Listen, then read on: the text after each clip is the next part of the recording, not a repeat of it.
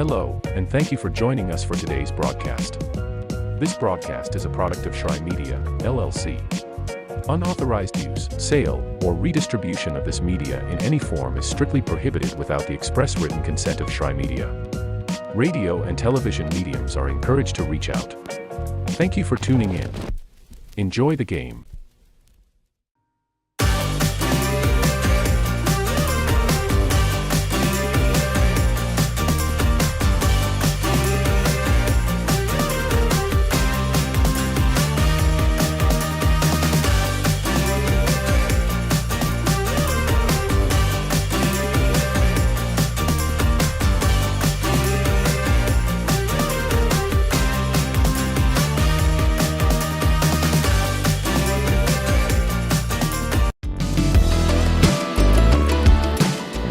Want to watch your favorite Southeast teams in action? We've got you covered. Stream live games and highlights on YouTube, Twitch, Amazon Fire TV, Stream TV, and more. For all the details, visit our How to Watch page at sesnsports.com. It's your one-stop guide to catching every play, every time, wherever you are. The Southeast Sports Network, bringing the game to you anytime, anywhere.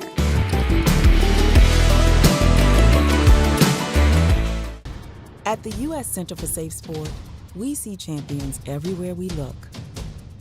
In every sport, on every court, we're building a foundation to ensure all athletes are safe, supported, and strengthened. At the U.S. Center for Safe Sport, ending abuse is not just our job. It's our promise.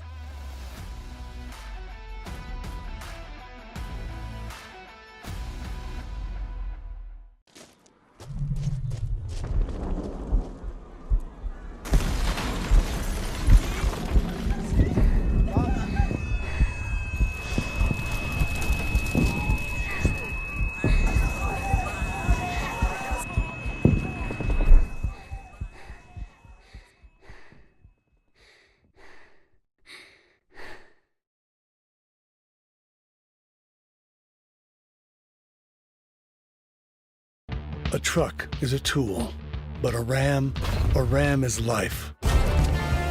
Yeah, it's the wipe the sweat off your brow sort of life. But it's also the let's load up the ATV's life. The my kids play way too many sports life. The let's find a secret spot to fish life. That looks nice. Innovations, comforts, and powertrains built to power all the lives you live. Ram.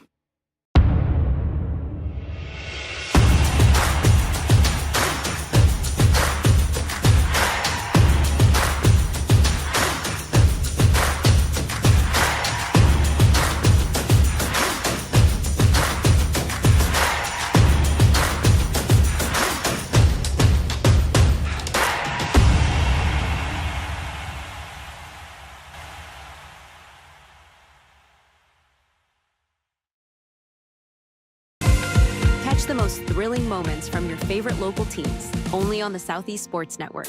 From jaw-dropping touchdowns to game-winning goals, we bring you all the highlights that make the Southeast the heart of sports. Don't miss out. Tune in anytime, anywhere, and relive the action like never before. The action lives on our YouTube channel, but you can watch highlights many different ways by visiting our website. The Southeast Sports Network, where every play matters. The Southeast Sports Network, your free ticket to front row sports action. From heart-pounding football showdowns to thrilling basketball games, experience every moment live, all from the comfort of your home. Your favorite athletes, broadcast in real time and on demand. It's not just streaming, it's your front row ticket to the best of Southeastern sports. And the best part? It's absolutely free. Don't miss a moment of your favorite teams. Join us now at the Southeast Sports Network.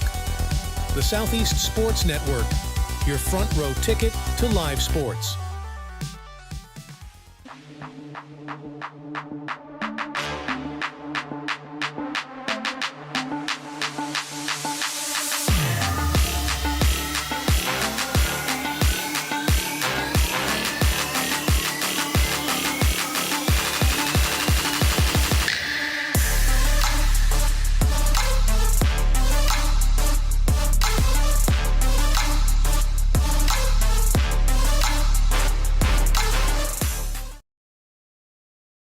in life, things aren't scripted.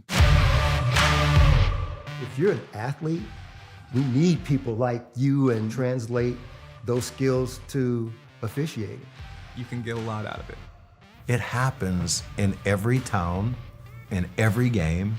We never have a perfect game, but the rewards always outweigh the negativities.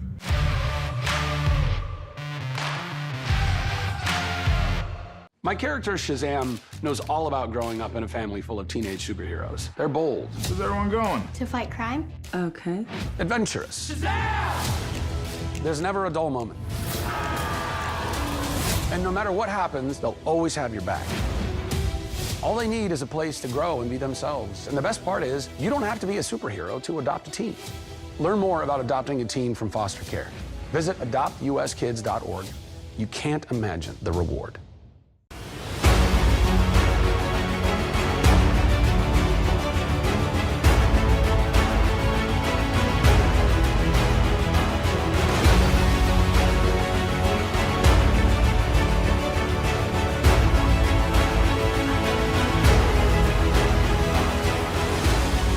We are champions of the character.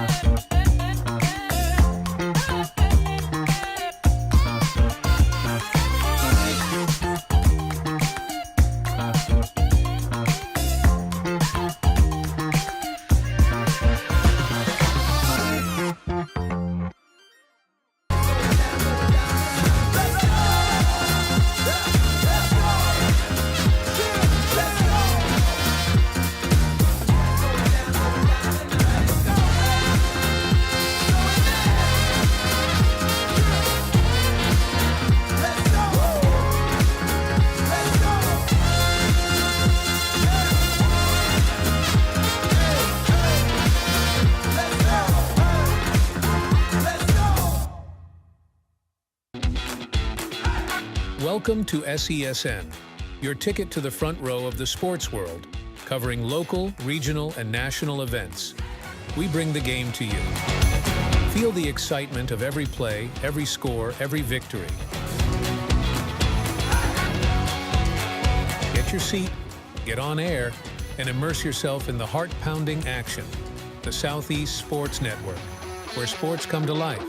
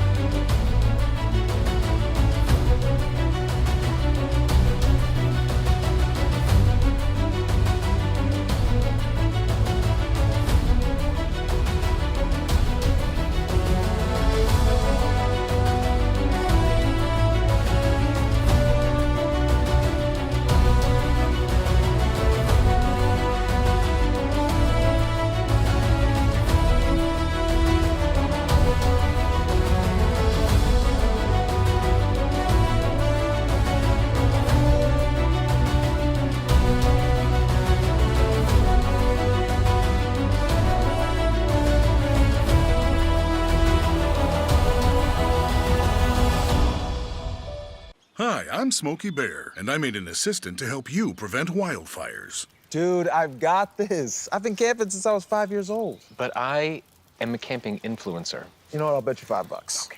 Assistant Smokey, what is the best way to put out a campfire? To put out a campfire, drown with water, stir, drown again. Then make sure the fire is out cold by feeling with the back of your hand. Wait, really? I'll take the $5.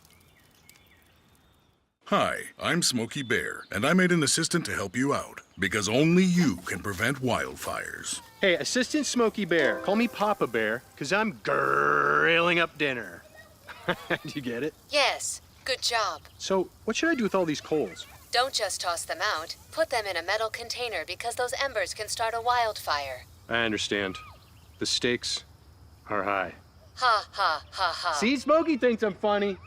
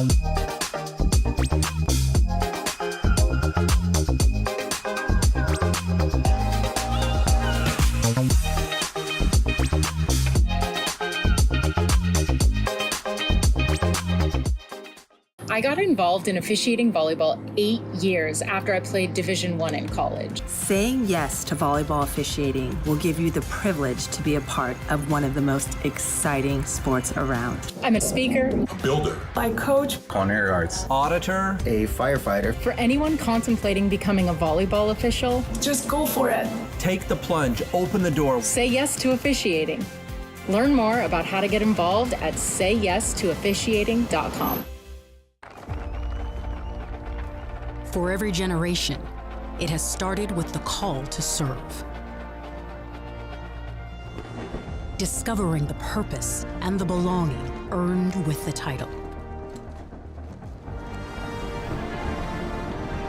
Learning to dig deep and push through adversity together. Defending our nation and its people. It is a life of great worth and reward. But Marines are never really finished serving. Their commitment comes full circle, visible in communities across our country. This is Semper Fidelis, always faithful, always Marine, marking a path for the next generation.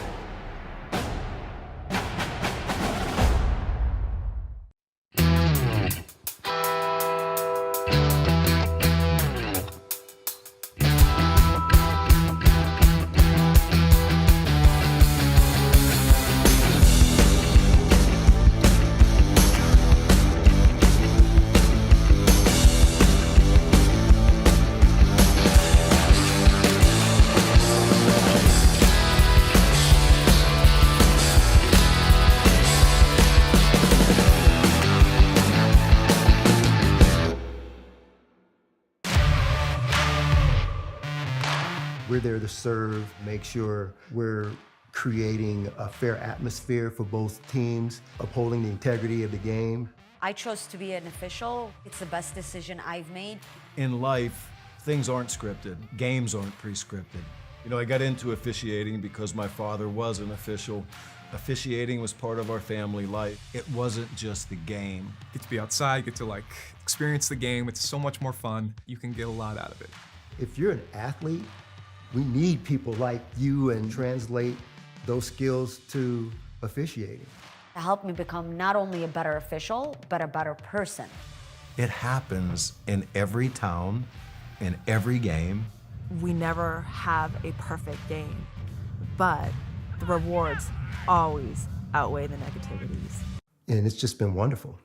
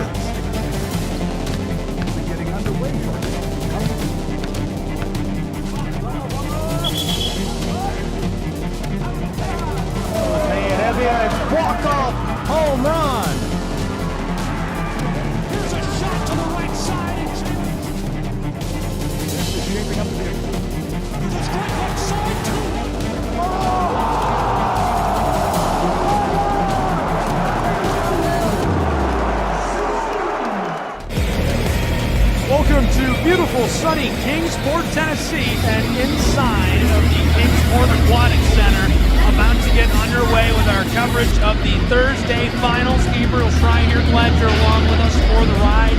And joining me as we get started today is Commissioner of the Appalachian Athletic Conference, Bill Pop.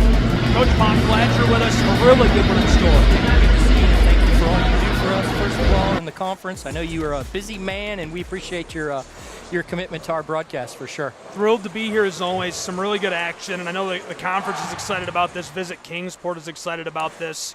So many great athletes in the water. What has it meant to the conference to provide these events? This place right here has been a godsend for the conference, and it started a few years back. Obviously, they built it, and John Sullivan worked with Frank Lett here in Kingsport, and this place with Madison and her staff running it and helping us navigate all the pitfalls of a pretty big swim meet has just been phenomenal, and our conference is so glad to be a part of the Kingsport family for sure. Well, we're going to start hot today. We've got a big lineup of events coming up to kick us off for the finals.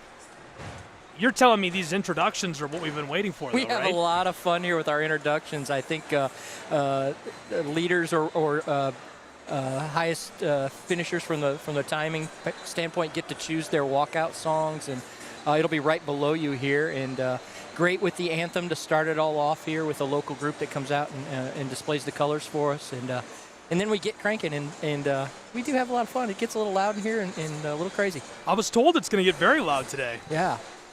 This is a look at your events lineup. The 200-yard medley relay will start us, then the 500-yard freestyle, 200-yard individual medley, the 50-yard freestyle, and the 800-yard freestyle relay follows that. That's our first 5 of the Thursday finals. Exciting first day for sure. I know they had prelims this morning and some timing swims, and so we're excited for to get started with the championship here, and a good 3 days right now for us for sure. It was good action. You could tell everybody was into it, and even though it was the first day of the tournament, kind of early in the morning, right, early start, everybody was feeling it. I think swimmers are so used to early mornings. Their energy is so much different than some of us that don't have to do that for That's sure. why I don't swim. I could never, can't get out of bed that early. Mentioned this during our earlier coverage, but Milligan is looking to build on what's been an incredible AAC run. 4 straight titles for the men, 3 straight for the women. I mean, that's just amazing. Yeah, you'll see it in a minute. Their talent in the pool is exceptionally good. I will say, starting last year, we started to see a few other teams creep up on them a little bit and find some spots, but I think Milligan would probably be disappointed if we didn't say they were the favorites right now. And so we'll see, though. Got to swim it still, right? Still got to swim the races. Probably fair analysis that they're the favorite. 597 points, though, for the Union Commonwealth Bulldogs last year, so that's a very good point. And you can see it even in the preliminaries of day one. The Bulldogs are looking good. That's what we noticed. That is definitely what we noticed. So I think we'll see a little bit more of that tonight. Everybody, when you have a really, really good program like that, everybody is striving to reach that program. And that's really helped us. I mean, that's going to help us get competitive in this league for sure.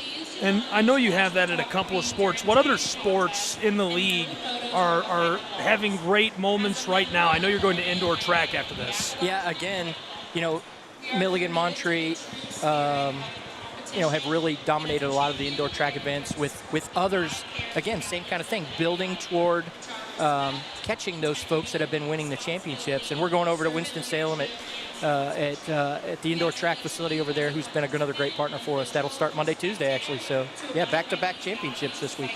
This conference has grown so quickly over the years. And since you've taken the helm, it seems like it's exploded. You and Jay Stansel do an amazing job. What has been the cornerstone of that growth, and is there more growth you can tease now? I know we've got a new conference member coming next year, but Spartanburg Methodist will be our next member. I think we're going to have the anthem, and we'll get back to our conference. But Spartanburg Methodist comes in next year, and nothing really new, but just really building on the experiences right here.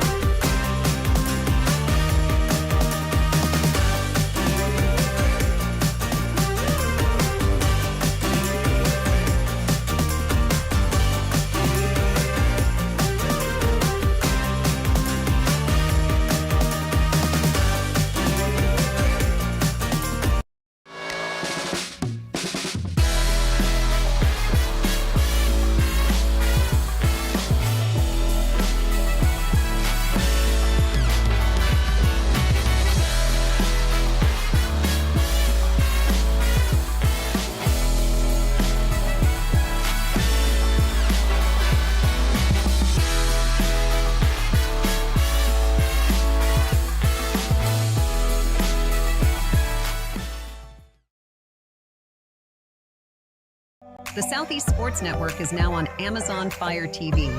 Now you can download the SESN app and watch on any Amazon-enabled device, such as your Fire Stick. The easiest way to download the app is to go to our website, find the Watch SESN tab, and click Fire TV app. Then just select your device from the list. That's it. Free and easy. Enjoy watching the Southeast Sports Network on your Fire TV, Fire Stick, or Fire tablet with just a few clicks. Back in Kingsport, Tennessee, the Kingsport Aquatic Center, it's the Appalachian Athletic Conference Swimming and Diving Championships for 2025.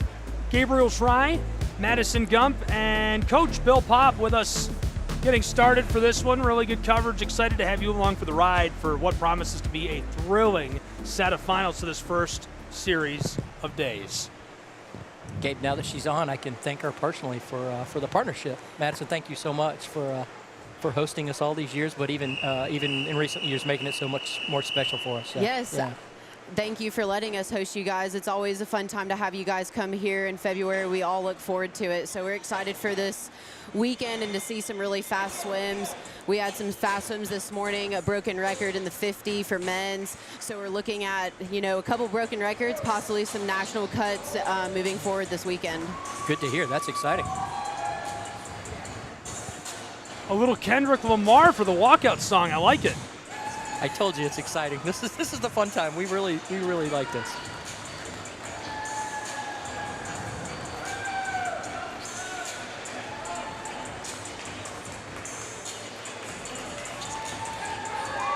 So coming up here, we have the 200 medley relay for women's. It looks like that Milligan will be in lane 4. It's their A relay, bringing in that top-seeded time there of a 1:48.19. Possibly close to that meet record. Meet record right now is a 1:47.16, so they might be able to catch it. It will be an interesting swim to see tonight, and how they lead this finals off with. And Union, looking at Union's time, they're not far behind either. So it might be a good little battle that we have here with Milligan and Union for this first relay kicking off tonight's finals. Well, that brings up a good point. So when you're going against an opponent that's been as dominant as Milligan has been year after year after year, how do you keep up with them? How do you compete? Absolutely. So, Union is definitely going to be chasing Milligan all weekend. They have some, swimmers that are top seeded tonight, and they're going to chase them down. They're going to battle with Milligan to see if they can catch them, especially with them having those 2 divers that help them a little bit. So it will be interesting to see what they can pull out tonight.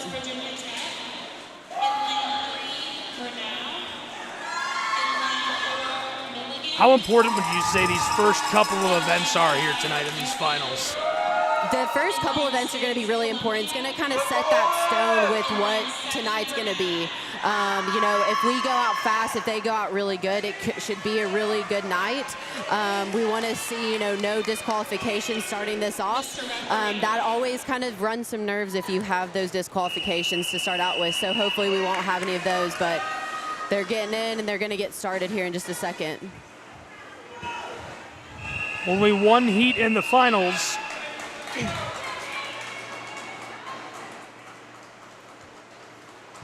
WVU Tech in lane 2, Bernal in 3, Milligan in 4, Union in 5, the Koalas of South Carolina in 6, and Bernal in 7. It looks like somebody left a bungee cord in lane 6, probably from practice, that they're taking care of real quick.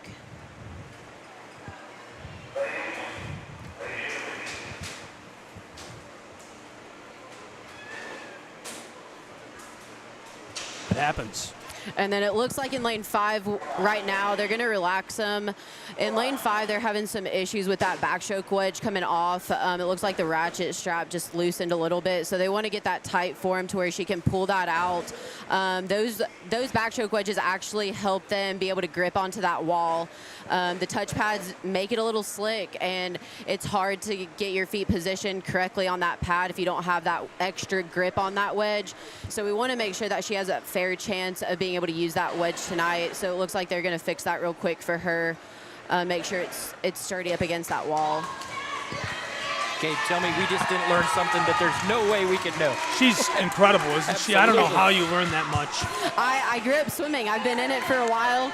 I'm going on my 6th year working here in my position, so I've had some years of experience.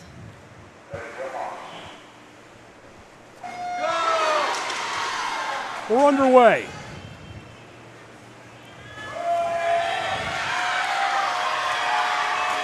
And now we're just looking to see, can Union just shake off that kind of nervous start that swimmer had, not being able to get that wedge set. Did it impact her mentally or not? Looks like they're going to pull forward with it.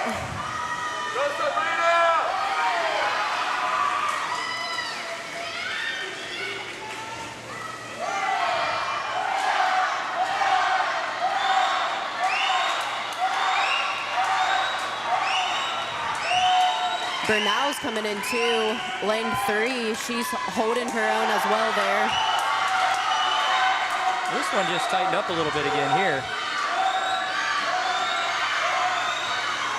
Into the third leg.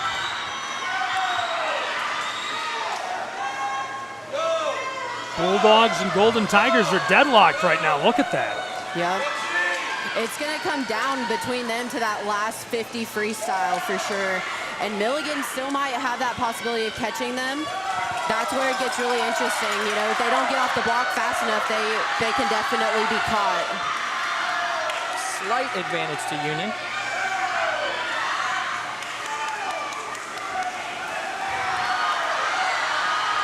Milligan had a really good reaction time on that one. So good.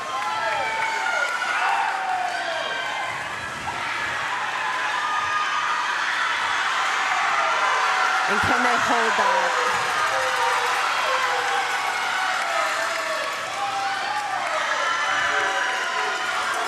Really good swims. What a finish for the Bulldogs. That was a good finish for Union. Definitely bringing home that first place seed in that relay with a 1:47.92. So barely just under that record time, but still that was a great swim by them to set tonight with a good start.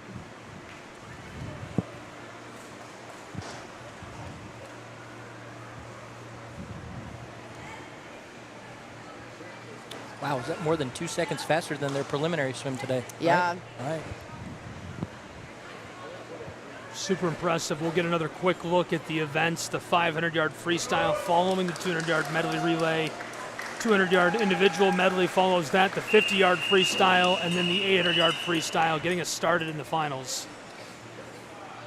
I'm going to stick for one more relay, Gabe, and then I'm going to have to go do my other duties, which is hang medals on necks. Hey, that's a good job to have. Not Everybody loves job. to see that guy coming. Oh, yeah. Be sure to connect with the Appalachian Athletic Conference on social media at AAC Sports. Visit aacsports.com for all the latest AAC news.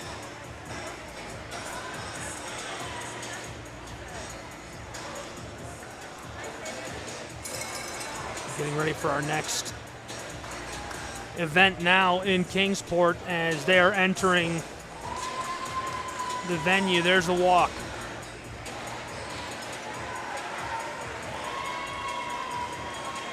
We have the 200-yard medley relay for men's coming in right now. Looks like Milligan again holds that top seeded time for tonight with a 1:30.55. And then again, Union coming in right behind them with a 1:31.25. Right now that meet record is at 1:31.30. So again, we should see a meet record broken during this event, which will be exciting.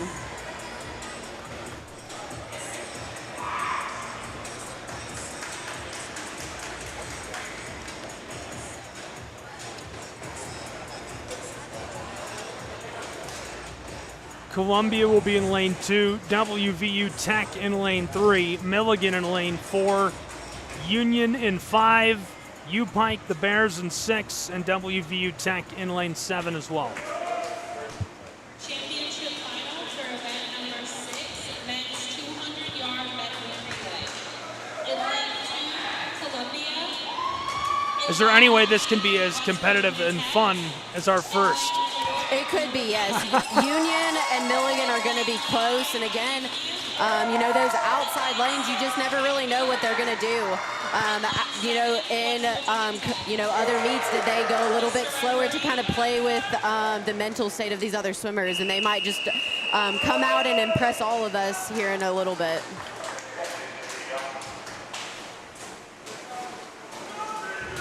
This could be our chance to see our first record fall. Yes.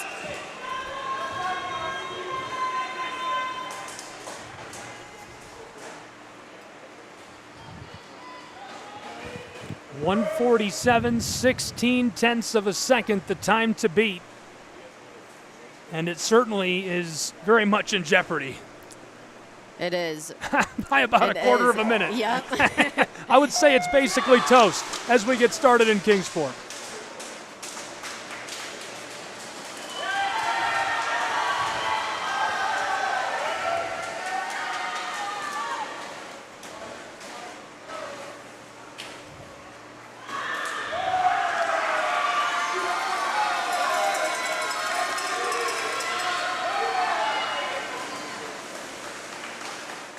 Couldn't be closer than it is in those central lanes. Do you have any idea what's going on around you, Madison, while your head's under the water? Yeah, I mean, some of us as swimmers, we will look out of the corner of our eyes and use our peripheral vision to kind of see where our opponent is in the water, just so we can either chase them or stay ahead of them. So they're definitely aware of who's around them and how far behind they're getting, or how far in the lead they are as well. Milligan is definitely going to try to hold this one tight right now to make sure that he doesn't lose that lead for going into this 50 freestyle here. Massive lead for those Buffs. WVU is going to try to catch Union possibly if they can have a good breakout, good freestyle.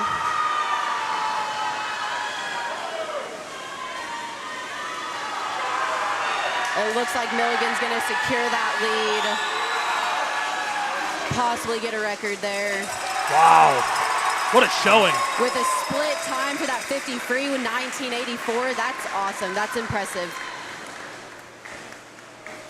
Yep, nice and record. A broken meet record with a 129.60. Outstanding. That's incredible.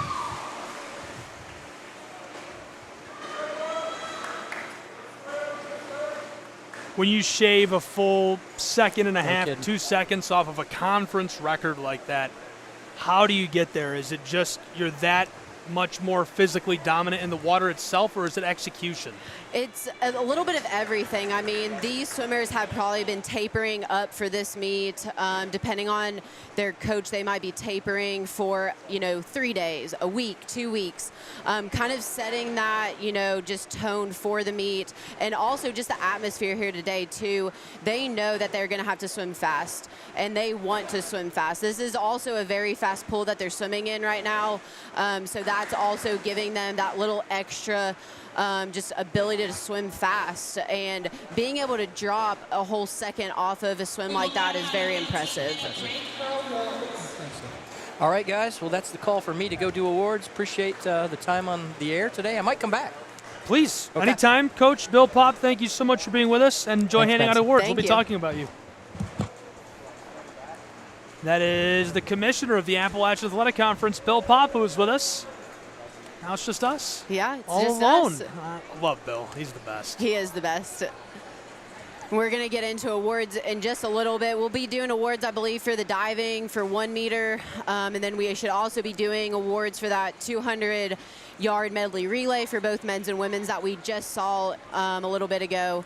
And then we will be getting ready for our 500-yard freestyle finals coming up very soon. Well, I'm excited. I know you're excited. We're going to take a short break, and when we come back, we'll have full coverage of the awards and more.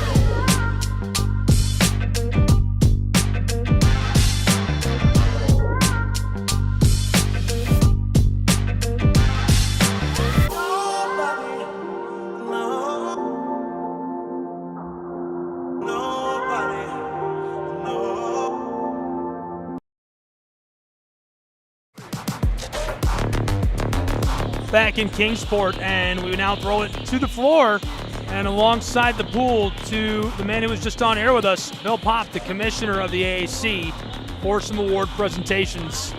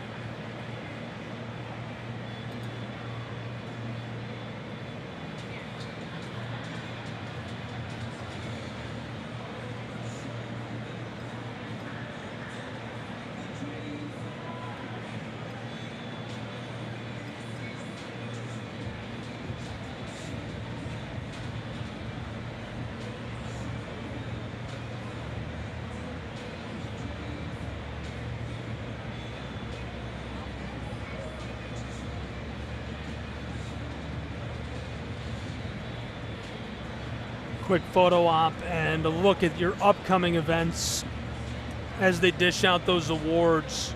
We're on awards break 1. And now your 2025 AAC champions for the women's 200-yard medley relay. In third place, Milligan University.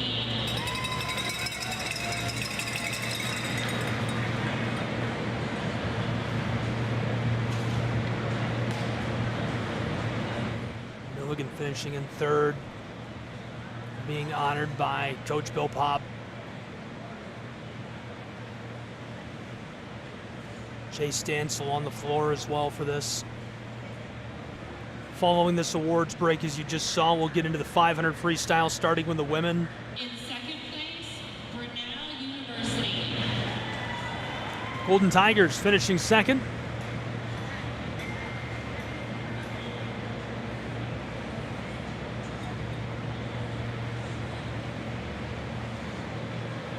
And in first place, a team consisting of Lucé Toussaint, Emma Phillips, Monka Petrick, Dory Joza, with a final time of 147.92, Union Commonwealth University.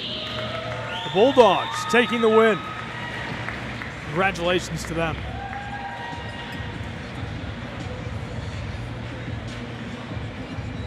Celebrating in well-deserved style.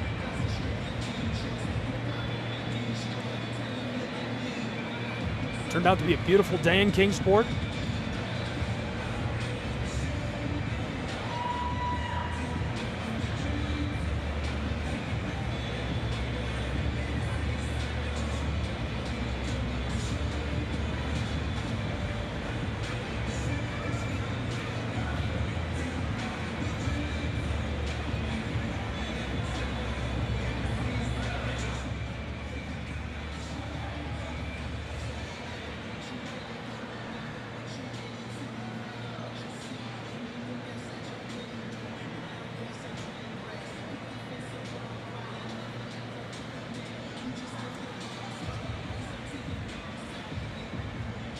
Next events are those 500 meters, followed by the 200-meter medley and the 50 freestyle, women and men. Great photo ops, great award presentation by the AAC and Coach Bill Popp.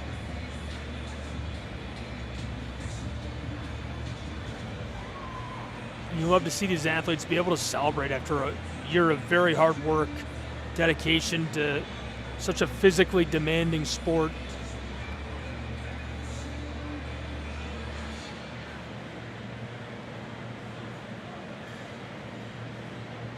The women's 500-yard freestyle, when we return, will have 2 heats.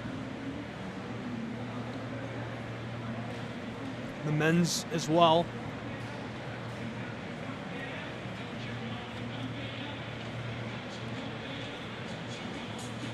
A little more work to do in trophy time. And the results for your 2025 AAC champion for men's 200-yard medley relay. In 3rd place, West Virginia Tech.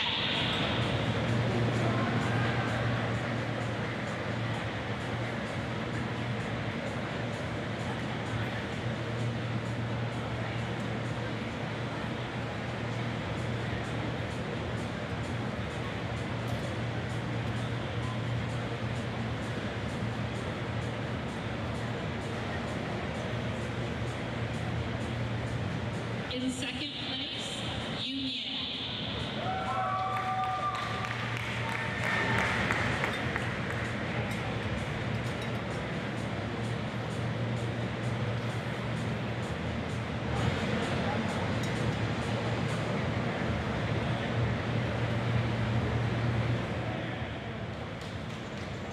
And in 1st place, a team consisting of Paxton Smith, Caleb Fry, Josh McConey, and Stephen Gilbert with a meet record of 129.60 Milligan.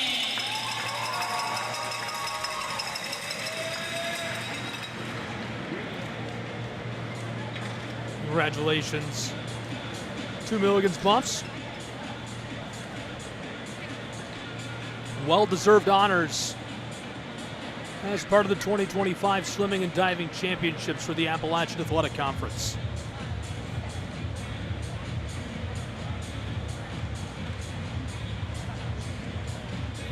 Will they get their photo op? And just a reminder, you can connect with not only the Southeast Sports Network, but Visit Kingsport on social media.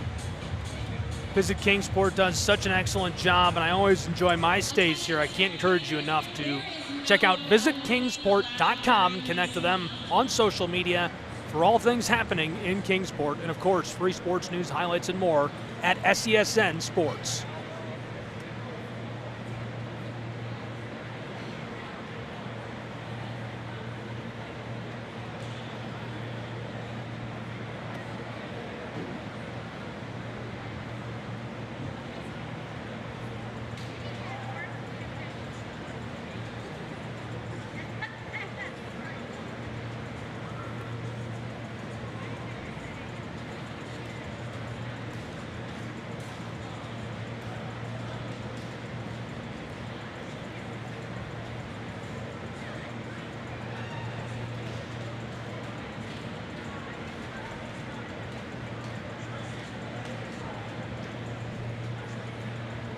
While we're between awards, a little more on Kingsport. So many things to do, see, play, drink, experience, eat, ride. It's a fun place. Brickyard Park on your screen. There are so many things to do. You have to check out visitkingsport.com. From the park we're at, that's a photo of the outdoors during the summertime, to constant concerts, events, shopping, fun, food, family activities downtown, you name it. Visitkingsport.com. Get out here, experience it for yourself. I mean, there's motor racing, you name it. We're not even 25 minutes from Bristol Motor Speedway. You can hike to the top of the most beautiful mountains you've ever seen. Tons to do. And we're almost ready to get back underway with the 500 meter in Kingsport. Women's 500-yard freestyle. Mr. Referee. This is the women's 500 freestyle.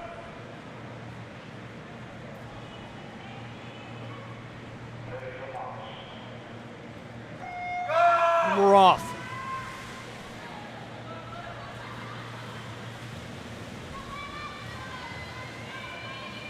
In lane 2, it's Pedra. She's out of Columbia College. DiMaggio in lane 3, Del Rinkin in lane 4, Mousty in 5, Hodges in 6, and Smith in lane 7. This is a true test of endurance, a long event.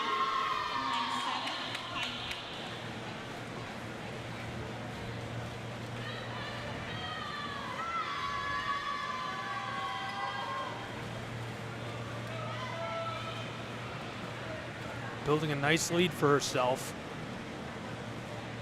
And gets the strong turn with it.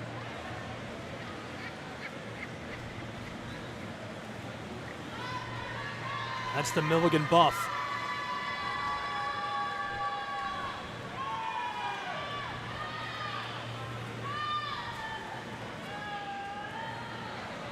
Just can't shake those two beside her.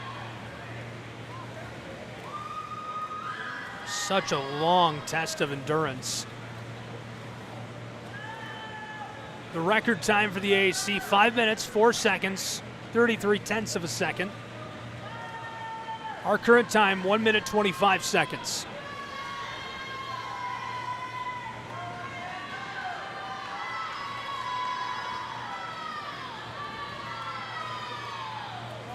Another nice turn, but she could be in danger.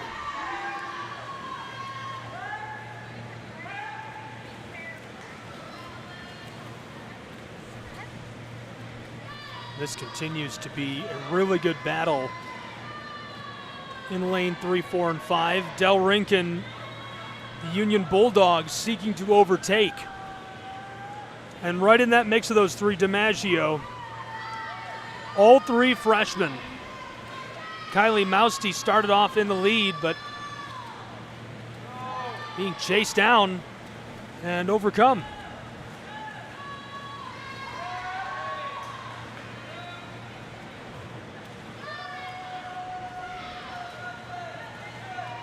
That's about our halfway mark.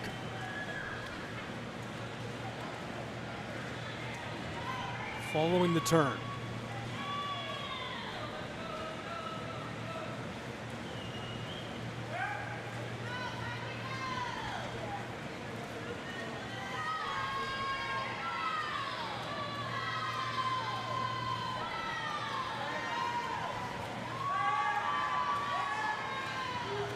We cross into 3 minutes.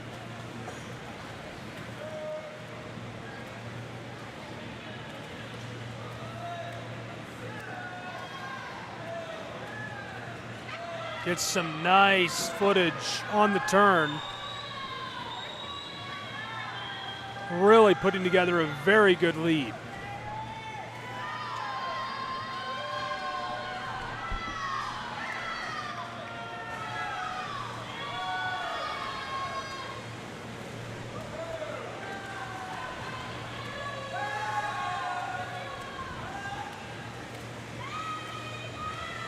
Madison Gump back in the booth with me. This Bulldog comes from behind. It wasn't like she was way behind, but a full body length behind to start the race. And now she's pulling away. And she's pulling away, yeah. And we'll see that throughout the 500s here, where, you know, they just start to get tired. Maybe they went out a little bit too hard. You know, they took that first 100, 200 too fast, and they're starting to feel it and fatigue. But she's doing good. She has a good lead on the other swimmers at this point. Milligan in lane 5 next to her, and then also Bernal is next to her in lane 3. So if she can hold that, she should be good going into the last couple of laps here for this 500. 4.5 minutes gone.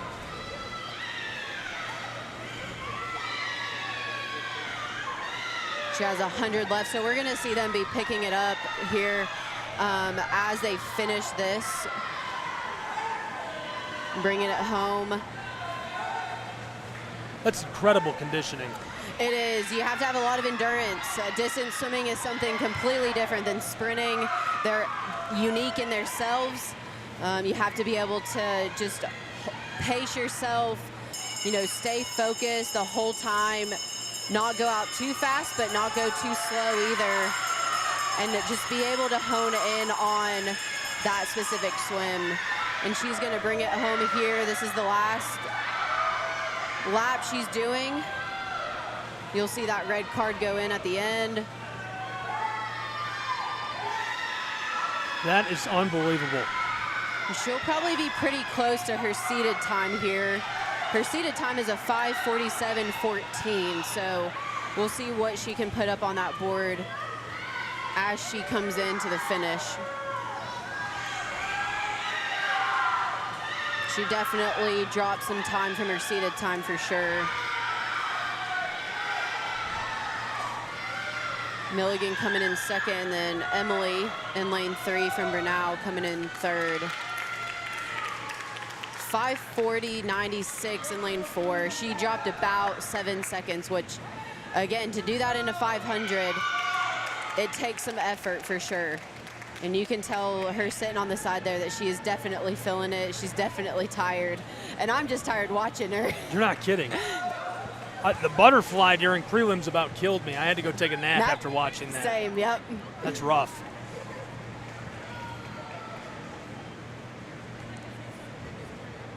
Here are your officials for the finals. The gentleman writing results on the table might be my favorite official. He's been clapping for the walkouts, which I think is very fun. Very nice guy. Yes, that is Bruce. Bruce has been in swimming. He did some of the meets that I swam in as a little kid, so he's a joy to have up here. He helps us every year. He's our starter for tonight and for the rest of the weekend, and he does a great job at it. He's very, very good at starting. He's done some national meets, high-ranked meets, so he knows exactly what he's doing, and he does a great job. That's first class. You know, it doesn't matter what the sport is, but a lot of times you see officials get sucked into letting their emotions run high in a bad way. And there's nothing more enjoyable for me than seeing an official who's just having fun with everybody else. And that's what Bruce is doing. Absolutely, yes. He's here for the swimmers. His passion in swimming is just getting people into it, being able to let these athletes do what they do best, and that's swimming, and that's what he's here for. He's able to support the swimmers and support the community and East Tennessee, and we appreciate him coming all the way up here this weekend. 500 freestyle continues. This is the first heat of the men. We're only going to have 5 lanes. A sophomore from Milligan, Burnett in lane 2. A sophomore from WVU, Peters in lane 3. Torok, the freshman from Union for the Bulldogs, going to be in lane 4. In lane 5, it's Goins out of U-Pike, the Bears. And in lane 6, Johnson, the sophomore for the Koalas of Columbia.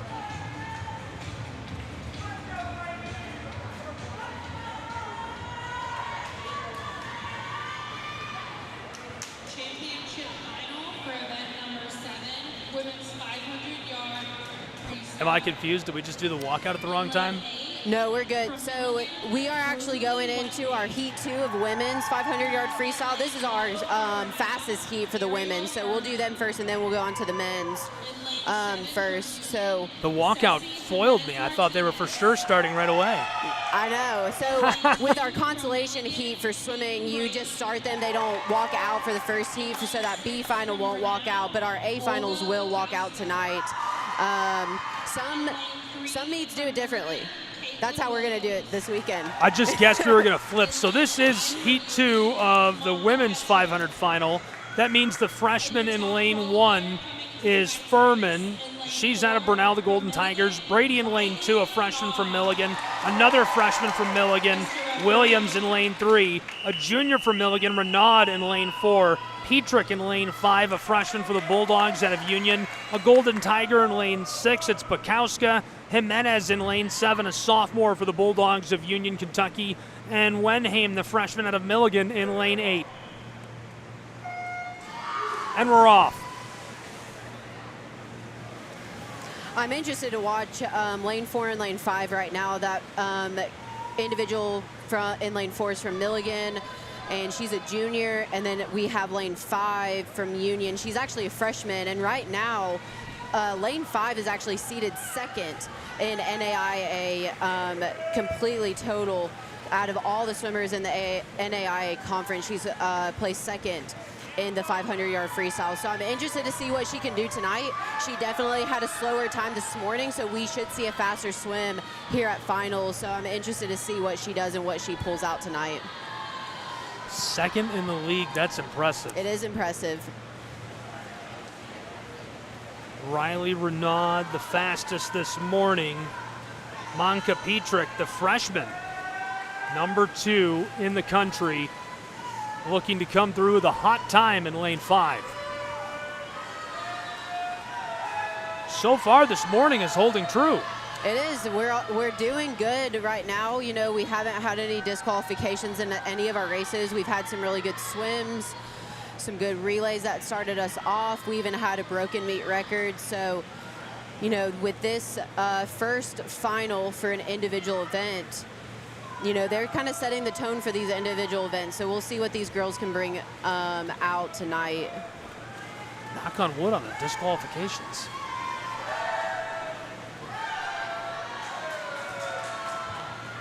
And right now what we're looking at, so for to keep a pace, when we're looking at a pace for 500, you know, we're sitting, Milligan, lane 4 is sitting right now at a seated time of 5:13.58, and then lane 5 is sitting at a 5:17.79 for their seated time. And for a 500, to get to that 5:13, we want our hundreds to be around a 1:02. That's a quick 100. That's a fast 100. So they are still sprinting this. They are sprinting 20 lengths of this pool for 5 minutes, which is a lot to do.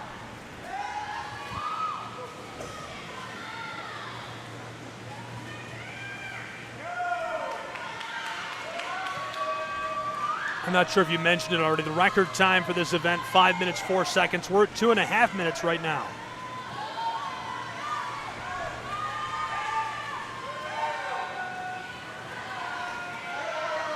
And so far, that lead holding strong. When do you typically see endurance start to play a factor? So whenever you get past that 200 mark, you're going to definitely see that endurance kick in. I mean, these swimmers have been practicing 500. They've probably been swimming, you know, thousands. Some of them might even be swimming, you know, the 1650 coming up as well the next couple of days. So we will see them probably swimming more than just this 500. It's probably their focus is distance. But at that 200 mark, we definitely will be seeing that endurance kick in at this point. And hopefully lane 5 can keep that body length ahead. It looks like Milligan might be pulling a little bit closer to her, closing that gap. So these next couple laps will definitely be important to see who can come out on top tonight. 3:40 on the clock. And these two both feel like they're speeding up to me. Yes, they are definitely, they can feel it. They can feel how close each of them are to each other. So they know that they're gonna have to pick that pace up and kick it in gear. Hopefully kicking a little bit more long strokes. And even lane 6 though, I mean, lane 6 is holding her own as well. She has 3rd place in a pretty good spot right now, so we might be able to see lane 6 pull through and get podium for 3rd place. Bukowska, the Golden Tiger, is in lane 6. 4 and 5 are significant battle as the junior from Milligan, Riley Renaud, and number 2 in the nation, the freshman, the Bulldog from Union, Monka Petrick. And we're down the back stretch in Kingsport. Her last length, we're gonna see lane 4 kick it into gear. She's gonna sprint. They're both gonna sprint this last lap, going home.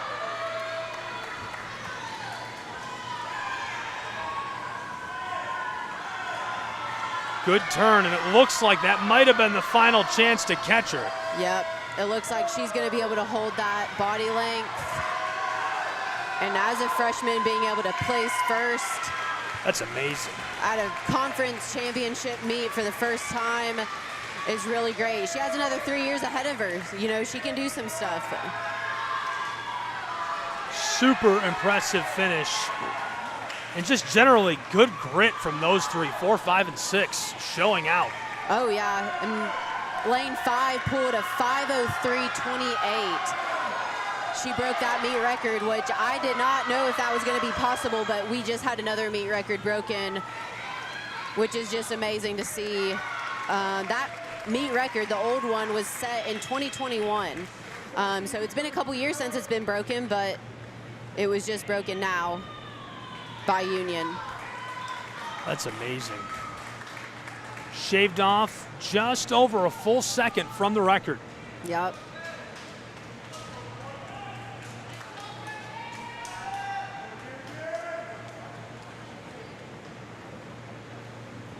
Weird observation, rookie observation. Is it hard to hang out in the water while you wait to be signaled to exit? You're gonna be exhausted, right? Yeah, you're exhausted. Most of the time, you honestly just don't want to get out. You just are like, I'm just gonna stay here for the rest of the day. Just jump over me. I'm just gonna take a nap.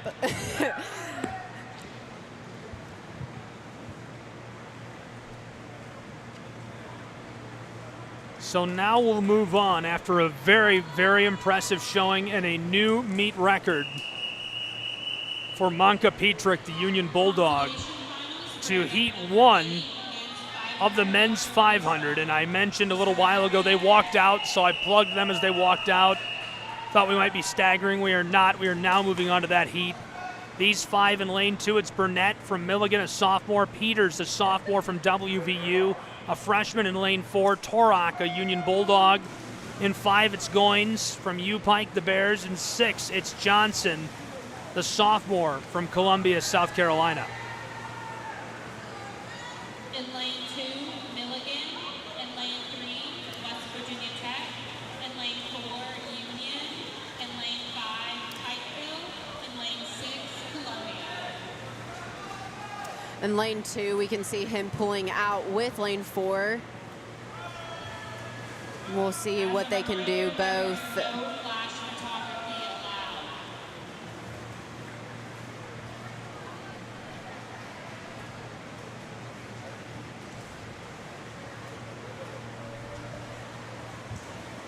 Do you have time to process and think while you're racing like this? In a 500, honestly, whenever I would swim the 500, you just think of anything but swimming. Just think of anything but swimming, get you through the 20 lengths, and then you're done with it. I'd be stressed. I'm stressed watching. Oh, yes. I get stressed watching them. Some swimmers have different tactics. Some just don't think of it. You know, they sing a song in their head, they tell themselves a story, and then they're done with it. Some people think of every single movement that they're doing. It's just the way, you know, different people cope with different mechanisms and stress. It's very interesting to, you know, see the different types of ways that people will deal with stressful situations, especially in a 500. It's a long race.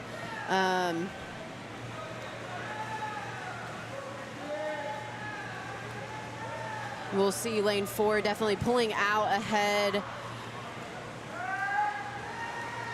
Starting to establish a nice lead, almost 2 body lengths. Yes. And lane 2's keeping up with him, though, about a body length from him. So hopefully he can hold that. Is there a strategy there that we should keep our eye on? Do you purposefully trail for a while and then try to overtake at the end? Or is it, you know, I know I've already asked, can you really watch the other racers? And sometimes you can out of the corner of your eye, sometimes not. Yeah, some swimmers hold back a little bit until that about 200 mark, 300 mark in a 500.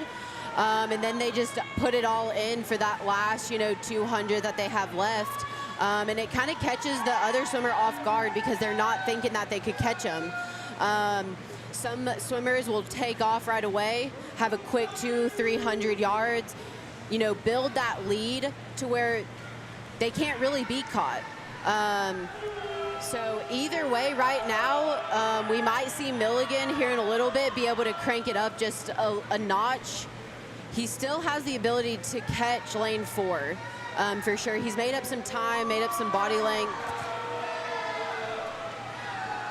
4:36, the meet record time for the 500. Right now we're at 3 minutes and 5 seconds. Good turn for lane 2 on that end. He's about half a body length now from lane 4, so we're definitely see him kicking up the notch of his swimming here.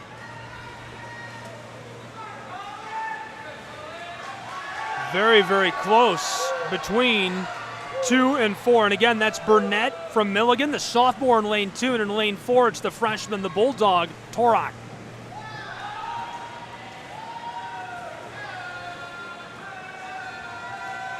How about that?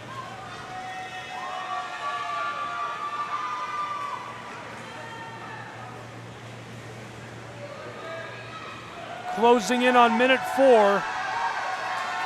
It's definitely going to be a close race now. Lane 2, Milligan has caught up to lane 4, so this last 100 is going to be a race down to the last bit of it.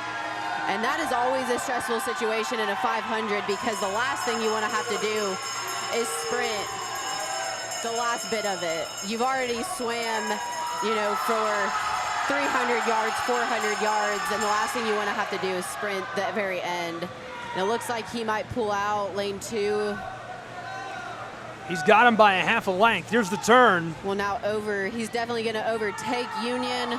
Wow. That was a great turn and a great approach to it. I mean, he was definitely holding back there. He knew, you know, I don't want to expend all my energy at this point. I'm going to hold out for that last 100, that last 50, and then bring it home, and he definitely was able to do that. Colin Burnett, the sophomore from Milligan, unbelievable come from behind victory. Take a look at him. Final time was a 4:47.63 for lane 2, and then we had a 4:49.50, so definitely a good swim for Milligan there for Colin in lane 2. He did drop a couple seconds off of his seated time. His seated time was a 4:51.63. Really great job for Colin in that swim. Super impressive stuff, and you don't want to discount the unbelievable effort and time put together by Torak either. The Bulldog really put together a great performance. Just a freshman, too, so he'll be back. I'm sure he can shave off a half a second between now and next year. He has another 3 years ahead of him, so he will definitely, you know, as a freshman, being able to pull out a 4:49.50. He definitely has that possibility to continue to cut time, just focusing on, you know, specific things, pacing, kicking, breathing, all of that will go into it. And then hopefully he will make final heat the following years as he moves on in school. Just beyond the 6-minute mark, finishing up our first heat of the men's 500. What was an incredible showing. And the second heat is promising to have some great times as well. I don't know if we'll have another race that tight. That was really unbelievable. It was a good race. I'm interested to see. So in our final heat, you know, we have two Union swimmers coming in lane 4 and 5, and they're going to be close to that meet record. So we might possibly see another meet record here broken again tonight. And again, this is just the first night, so it will be interesting to see Friday and Saturday night as well if we continue to break these meet records. How many meet records will make it out of the weekend? I'm not sure. At this point, they might just sweep all of them out. We might just have a whole new record sheet. And you can tell the Buffs are feeling it. Yes, they are for sure. So is Bruce. Yes.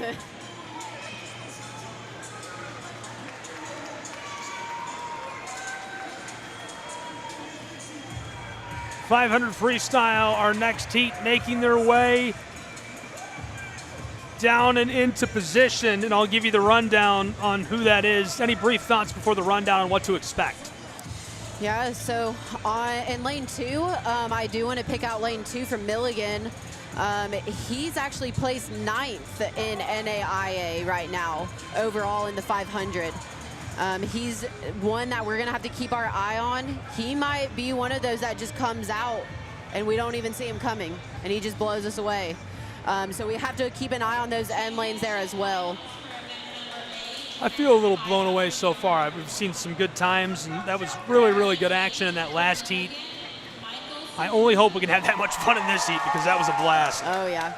Here's your rundown on who we're looking at. In lane 1, it's Harville, the senior from Milligan.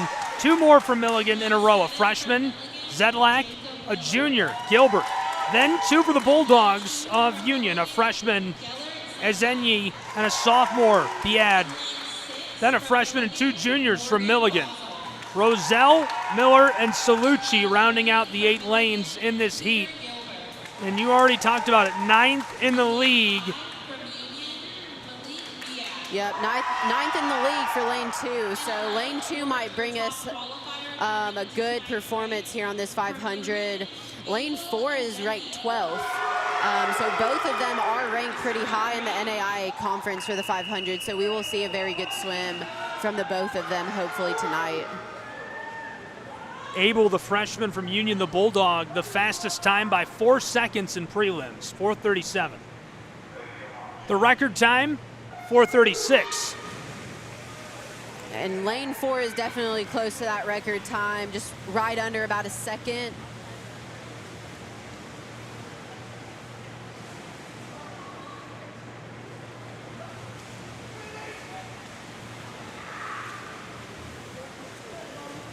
And they'll probably all stay in a pack for just a little bit. We're not going to really see them split off from each other much until we kind of get into the 200, 300 mark. Lane 2, 9th in the league. Lane 4, 12th in the league. And also the qualifying time leader, 4 minutes, 37 seconds. So far, he looks like it. The question is, will that endurance hold and prove strong? Obviously, probably so with a time like that. Yes, and you know, lane 5's holding as well. And even lane 3, Milligan in lane 3, they're all holding pretty good body length from them. Good turns from all the guys as well.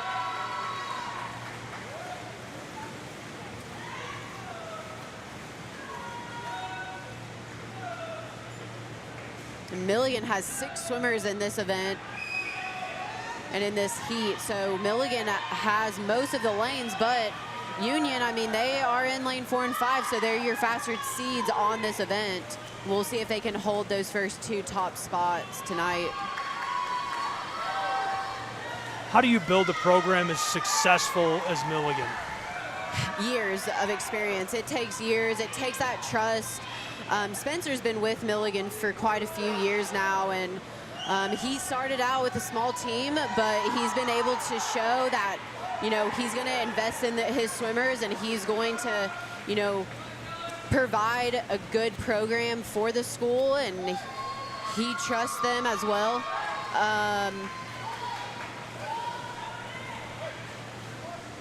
A lot of swimmers, you know, they want that coach that can trust and understand that they're not just an athlete, that they're also a student, and they have to balance that student life with their swimming as well. And Spencer does a really good job of doing both, and understanding that they also have lives outside of swimming.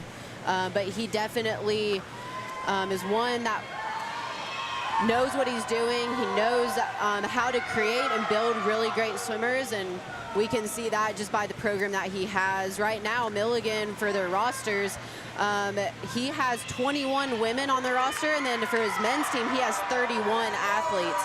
So he has a big roster, over 50 athletes just on their swim team, which is a big team. 3 minutes, 20 seconds gone. The record, 4:36. Cooking out in lane 4. Look at him go. Yep, he's definitely pulled out. And you can see that he's just turning up that speed now to make sure that he's not going to lose that lead. And it's going to come down, though, to second place. I mean, second and third place is going to be close between lanes 2, 3, 5, and 6. I mean, they're all just fingertip lengths from each other.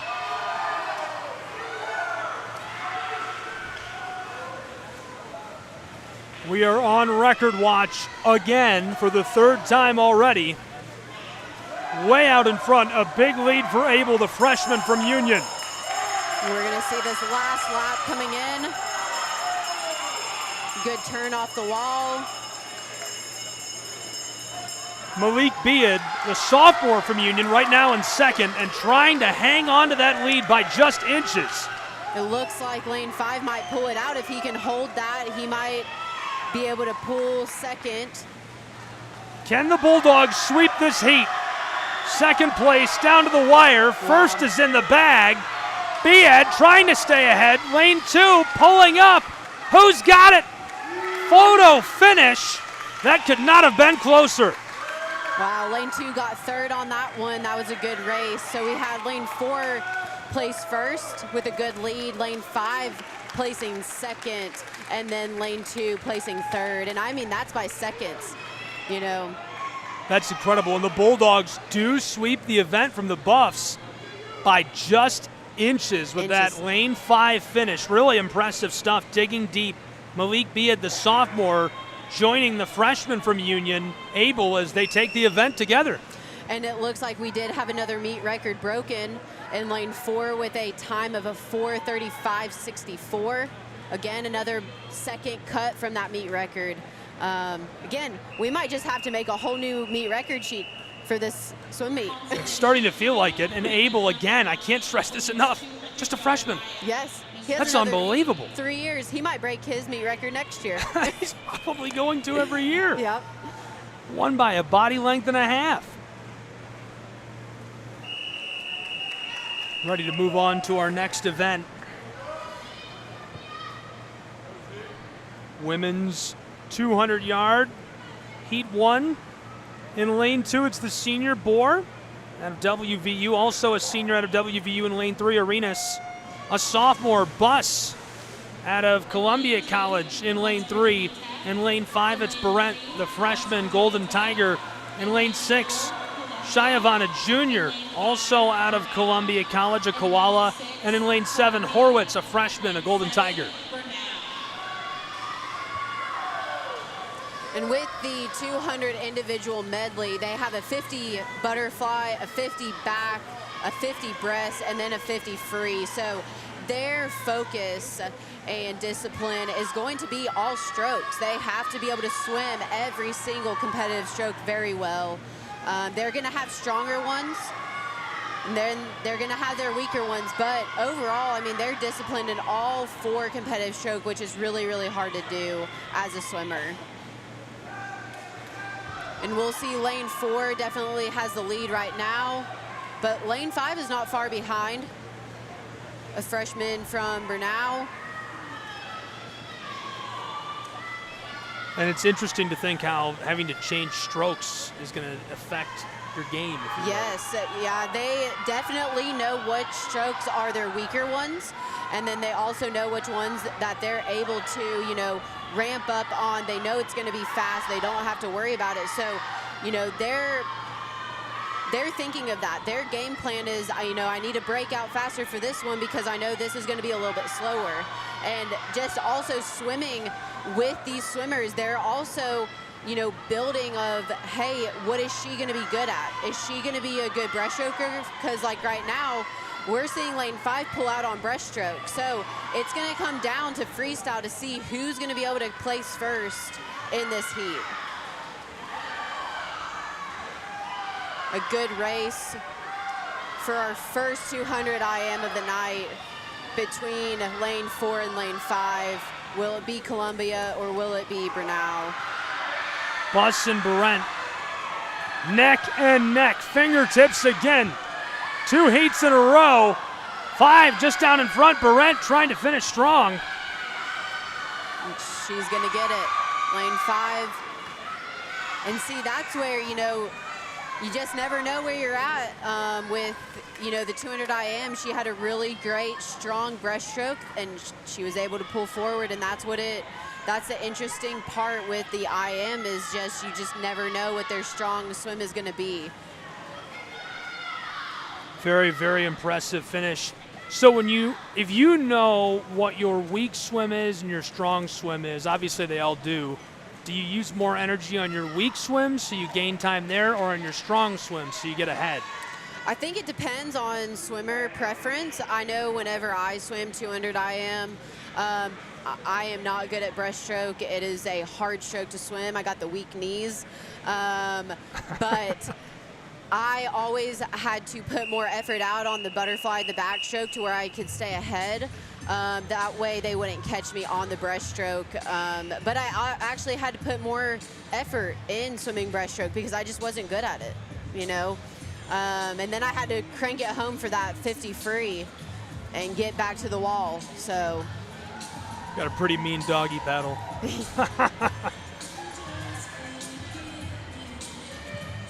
We've had 2 really good finishes in a row. We've seen records fall already all throughout day 1. Can we keep the action going? My money says yes. We have a close one, so right now our seated time, top time, will be in lane 4. It will be Emma from Union with a 2:11.15. Right now the meet record is a 2:07.74, so I'm not sure if she'll be able to break it, but you just never know. I mean, the way the night's going tonight, she might be able to.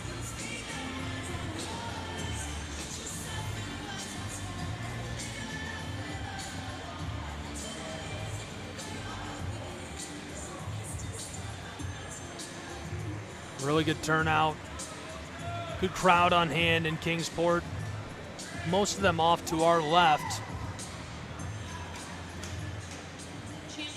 I'm not super good at guessing crowds, especially in an unfamiliar venue. I guess we're north of 500 minimum. Yeah, we probably have about 500 people in this building right now.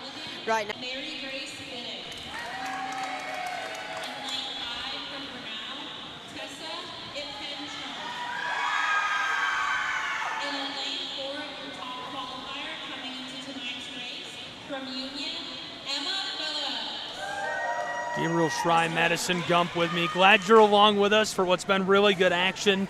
It's the Appalachian Athletic Conference Swimming and Diving Championships for 2025. Well, thanks for having me. I enjoy this time of year. This is when we get to do all and host all of our collegiate meets here. The fans have no idea how lucky they are that you're here.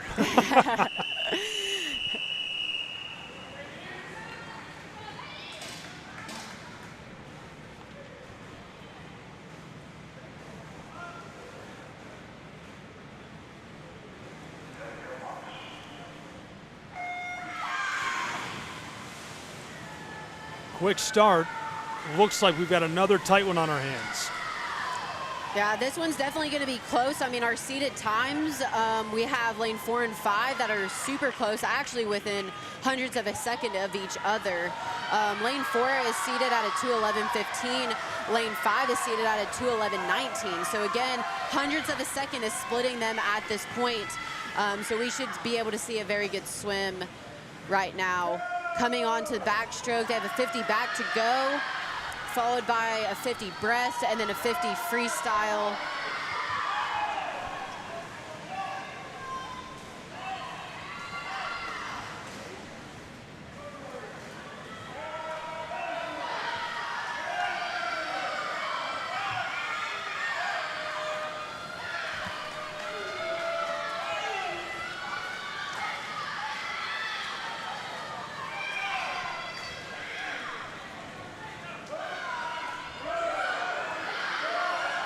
Phillips actually looking at lane 6 right now, she's actually pulled quite ahead.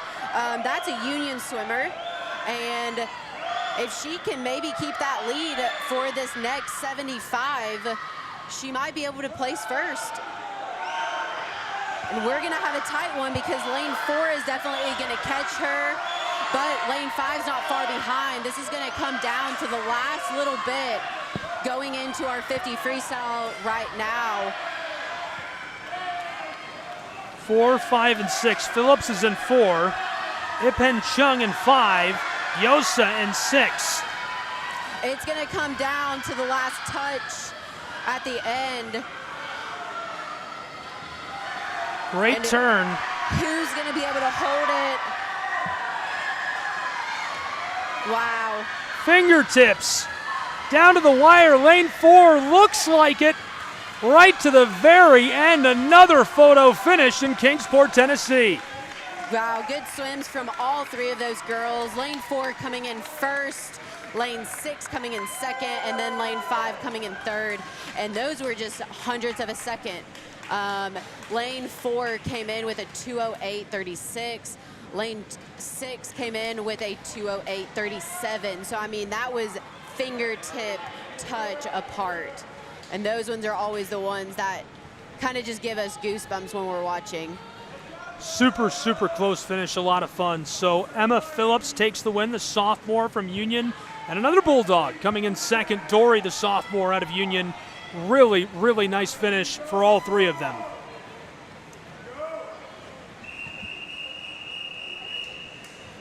Consolation finals for event number 10, men's 200-yard line. Mr. Referee.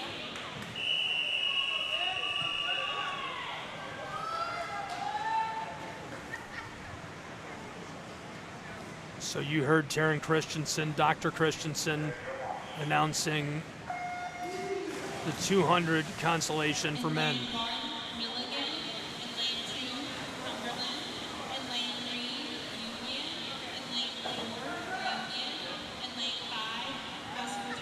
So we have another Union swimmer in lane 4. I have to say that Union is bringing some really fast swimmers this year. They've been working on their program. Coach Ryan has put a lot of work into growing their swimming program at Union, and he's doing a great job. I mean, they have been seated in the faster lanes 4 and 5 for this entire night. So if they can continue that, I have a feeling that they're going to, do very well with placement at the end on Saturday for team awards and even just individual awards in itself.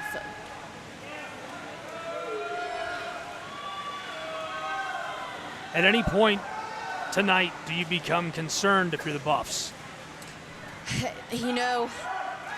It's hard to be concerned with Milligan right now because they just have so many swimmers, so they are outscoring the other teams because of the 50 plus swimmers that they have, versus Union right now's roster, they have 12 women and then 15 men. So, I mean, they have a decent sized roster, but you can't compare that to Milligan at this point. So I feel like that Milligan will still pull it out.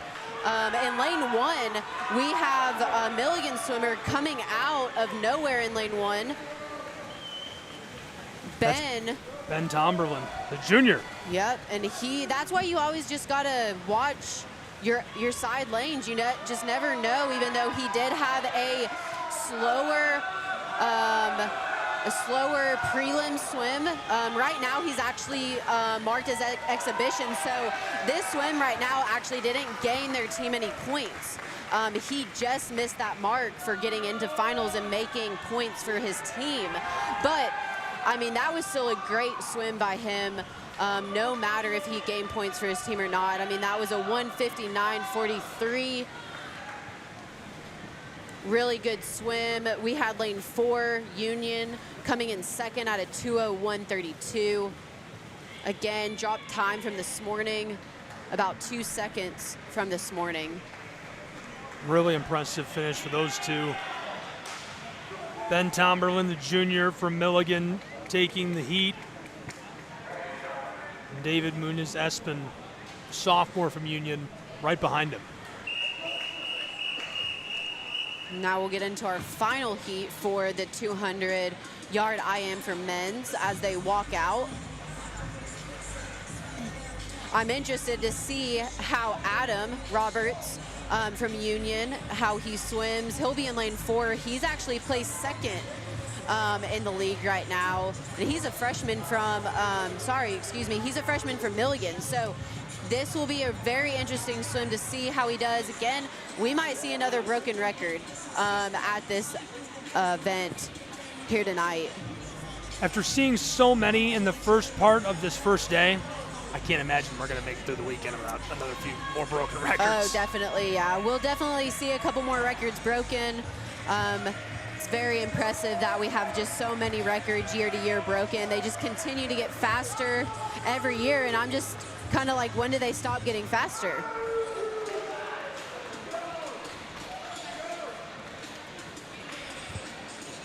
It's a great question. Talk about that a lot. the science of sports and the way that your average high school athlete trains today is far superior to an international footballer or an NFL football player from the 1920s, 1930s America. Oh, yes. Far superior. I mean, even looking at the swimmers now, you know, whenever I was swimming, it's changed just the last 10 years. You know, the science behind the nutrition and, you know, actually taking in certain electrolytes throughout competition, eating, all of that just to be able to maintain the stamina in what you're getting ready to put out and that energy. So it's all very interesting to look at. Jaden Lynch, the sophomore in lane 1, representing the Bulldogs. 3 in a row for the Milligan Buffs, a junior. Jack Allen, Stephen Gilbert in lane 3. In lane 4, a freshman, and also the lead qualifying time, Robert Adam. WVU's Trovesi in lane 5 and 6 from Milligan. It's Halloran. Nate's a sophomore. In lane 7 and 8, 2 more for the Bulldogs, a sophomore, Lehman, and a freshman, O'Mara.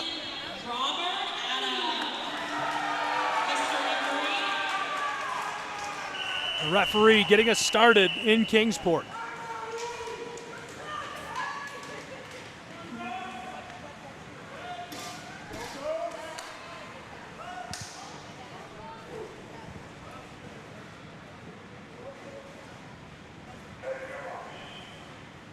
Heat 2 of the 200 final, and we're underway. These times from the prelims look very close to me. They do. I think that we are going to get very close. In all these lanes, they're going to be sticking together. I will definitely be interested to see, can we break that meet record of 149.63? It's definitely possible. Good turns off of that butterfly onto the backstroke. Those are some smooth strokes.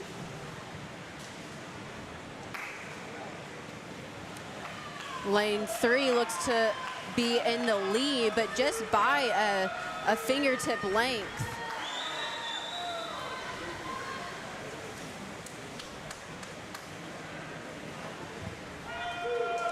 All the 4 lanes, 3, 4, 5, and 6 still staying together in breaststroke. Definitely going to come down to that last 50 of freestyle to see who can pull it through tonight in the men's 200-yard IM.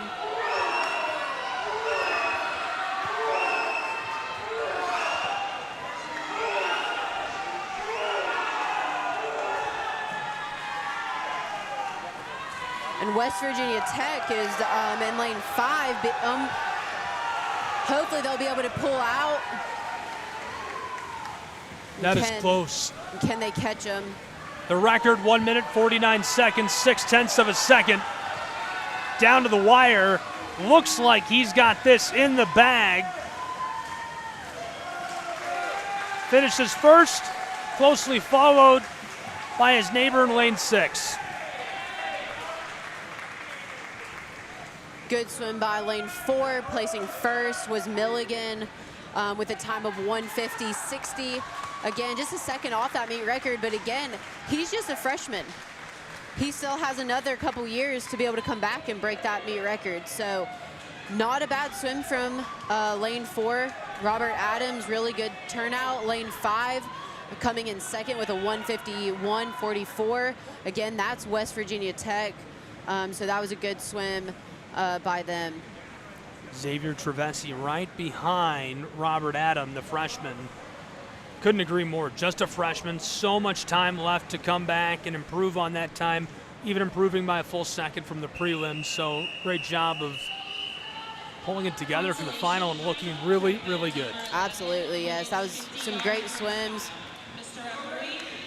And we'll move on to our women's 50-yard freestyle here. Our first heat. This is the consolation heat. A lot of competitors. In lane 1, Emily Haas, a freshman from Milligan. Another freshman, Leichty, in lane 2.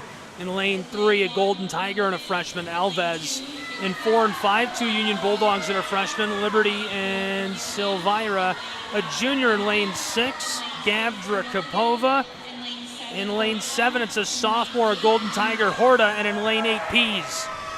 And it's going to be a close one. Looks like Union in lane 5 can bring it home. Wow, very and close. She does. Right down to the wire in those central lanes. 4 and 5, neck and neck to the very finish. And this one taken by Silvira. Yeah, in lane 3, they pulled it out with placing second in lane 3 by just a couple hundredths of a second there. Really great swims by all those girls. And now we will get ready for our final heat, which they're walking out now.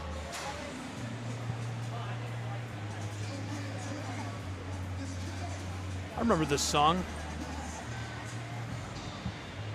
I feel like college-age students would not have been around for this song. Well, this is the thing, is that they actually, the top-seeded swimmer gets to pick their song, and for some reason this year they just decided not to select a song, so the announcers are actually picking songs for them right now. That tracks. The announcers are a little older than me. That tracks. I'm just surprised that they didn't pick their own songs.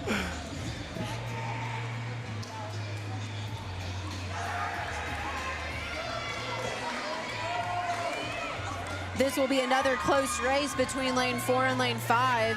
Madison from Milligan in lane 4, and then Sophia in lane 5 from Bernal. They both are going to be within hundredths of a second of each other, so this will be a good race to watch.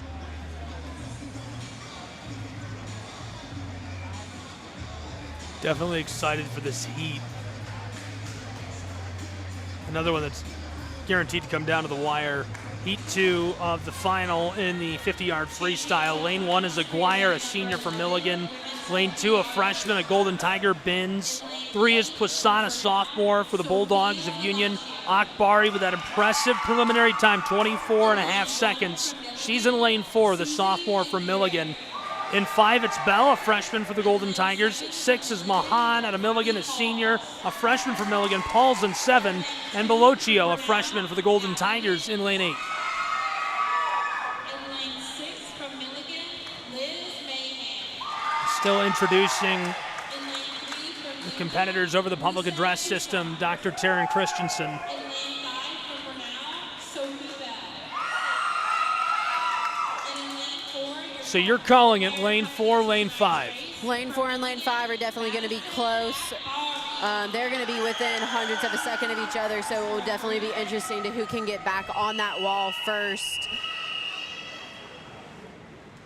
Ready to go in Kingsport, Tennessee. The 50-yard freestyle final for the women. We're off. Great entry, lane Good 5. start from lane 5. Lane 4 looked a little bit slower coming off that block, but lane 5 definitely had a lead going into that turn, but lane 4 had a really good, quick turn. She came off that wall. It's going to be a close one. Photo finish, 4 and 5, right down to the wire. My goodness, could not have been closer for those two. Akbari, the favorite, did she get it? Lane 4 brought it home with a time of a 24:32, and lane 5 got second with a 24:40. Again, hundredths of a second. I mean, that's fingertip lengths away from each other. That was a great swim from both of those, and all of the girls in that heat. Very nice job. Madison Akbari, the sophomore in lane 4, takes it by hundredths of a second. Sophie Bell, the freshman for Bernal, the Golden Tigers, taking second. What a showing. And we move on quickly to the consolation final in the men's 50-yard freestyle. And the referee going to start us quickly. Bernardo, Deza, Fernando, Sapaki, Gavel, Merhout, George, and Siskart, lanes 1 through 8. 4 for WVU, 3 for the Union Bulldogs.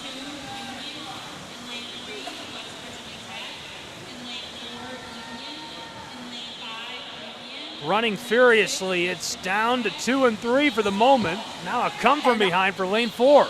All of them, it's going to be so close. We're not going to be able to tell until it's up on that board. Wow. Lane 2 bringing it home with a 22 flat. Again, those outside lanes, especially in the 50 freestyle, you just don't know what they're going to do. Had a really nice turn, had a really good start. He stuck with it, and he was able to bring it home. Michael from Milligan, he's a freshman again. Freshmen this year, I mean, they're coming out strong. Coming out strong isn't a strong enough way of putting it. They are lighting it up and saying the future of this conference in swimming is bold. Yes, I would say that definitely the future of this conference is going to be interesting to see over the years as these freshmen continue to build their endurance, to continue to practice. Again, they will probably come back in future years and be able to break meet records and hopefully get into the final heat in the coming years. But very good job by lane 2.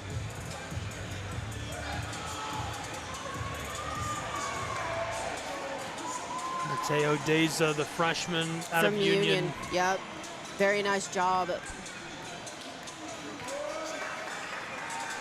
Talk to me briefly, if we've got 2 seconds. It probably will take too long. We got to get to this 50, but maybe we can circle back about the measurement, because the time measurement has to be so specific. What is the piece of equipment like? Yeah, so measuring the pool, we use a laser to be able to measure the pool to make sure where we do have a movable bulkheads. But we just aim that laser to the bulkhead. It gives us the length of it. We just make sure that that bulkhead is straight and it's square. It's not sitting crooked, and we have to do that before prelims and before finals to make sure that our pool is actually 25 yards. A lot of work goes into getting everything right for an event like this. For the final heat in lane 1 for Milligan, Riley Gregor, a freshman out of Milligan in lane 2, Rinaldi, a junior from Milligan in lane 3, McConney. And the lead qualifying time in preliminaries by a half a second, a freshman for the Bulldogs of Union, Constable. We'll see what Enzo can do. In lane 5, it's Caleb Fry, a junior from Milligan, a sophomore from Milligan in 6, Paxton Smith. Another freshman out of Union for the Bulldogs, Toby Edwards in 7. In lane 8, Brumett, the junior out of Milligan for the Buffs. And I want to focus in on lane 4. He's already placed 3rd in the league, so he already has an NAIA cut for nationals. This is going to be a really fast swim for him, and can he beat that meet record? We're ready to go. The record, 20.54 seconds. There's the signal, we're off. And again, he beat it this morning, so he should be able to beat the meet record that he made this morning tonight. The turn looks like he's out in front as he surfaces. Fingertips. This is certainly down to the wire. It looks like he has it in the bag. Wow. What a finish. Nice finish from lane 4, but if we look at that meet record time, I mean, hundredths of a second away. Couldn't have been closer. Just there, but again, he beat it this morning.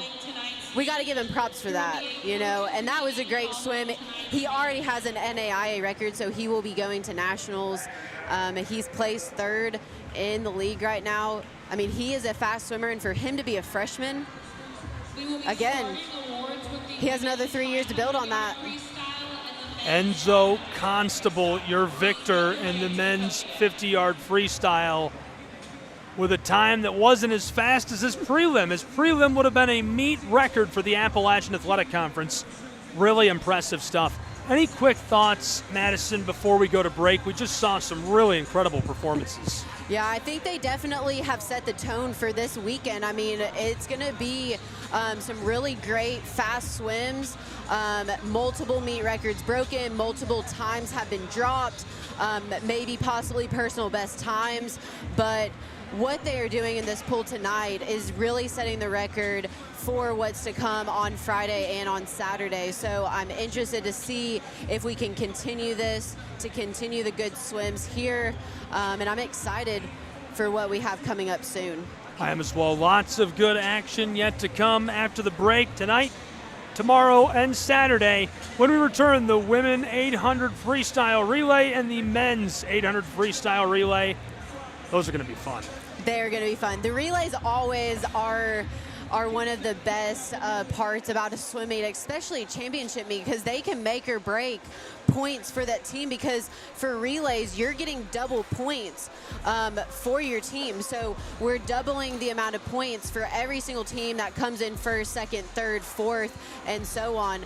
So it's definitely important to have a relay team to be able to get on that wall, to be able to gain points to help the score of your team overall. So it will be very interesting to see this 800 freestyle in a little bit. That is a longer relay, so to also see it build from there, we'll see how they set it up. I'm looking forward to it. A lot of good action yet to come. We'll break and return in just a moment with more action from Kingsport.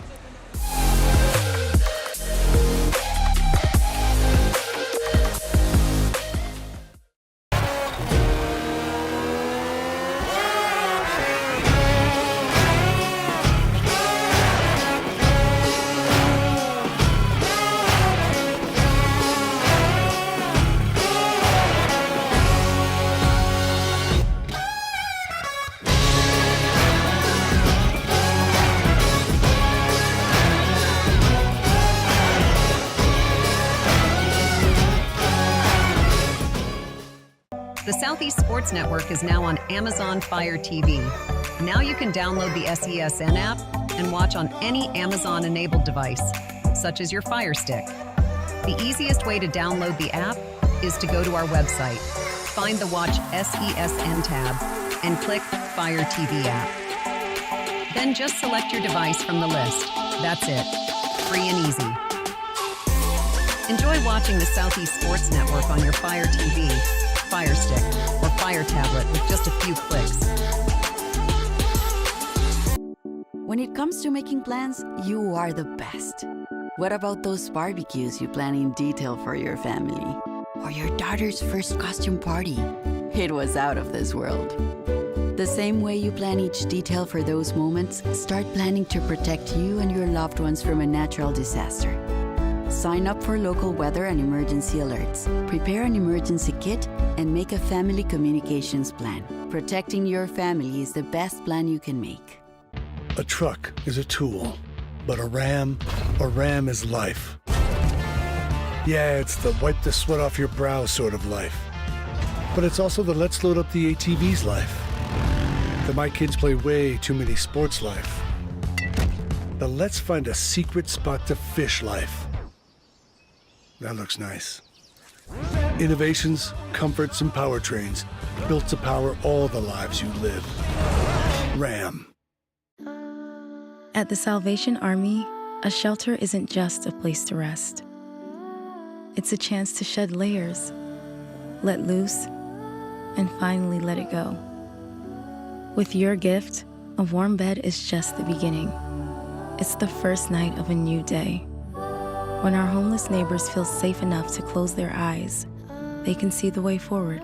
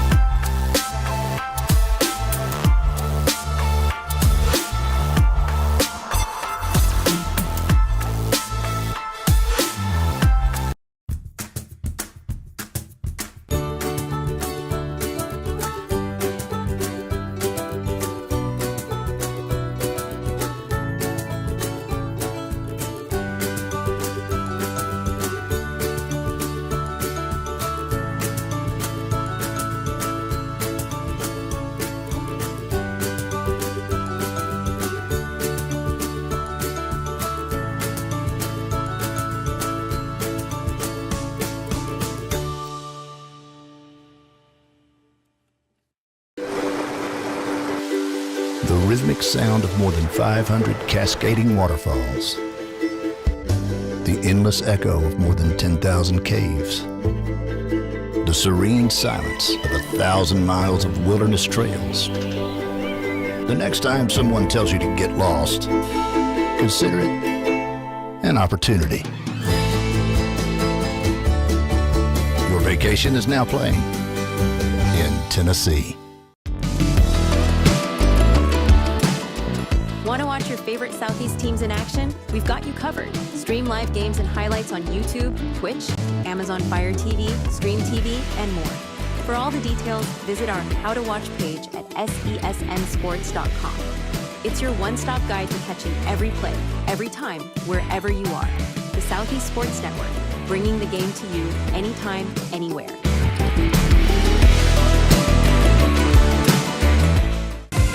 Catch the most thrilling moments from your favorite local teams, only on the Southeast Sports Network. From jaw-dropping touchdowns to game-winning goals, we bring you all the highlights that make the Southeast the heart of sports. Don't miss out. Tune in anytime, anywhere, and relive the action like never before. The action lives on our YouTube channel, but you can watch highlights many different ways by visiting our website. The Southeast Sports Network, where every play matters.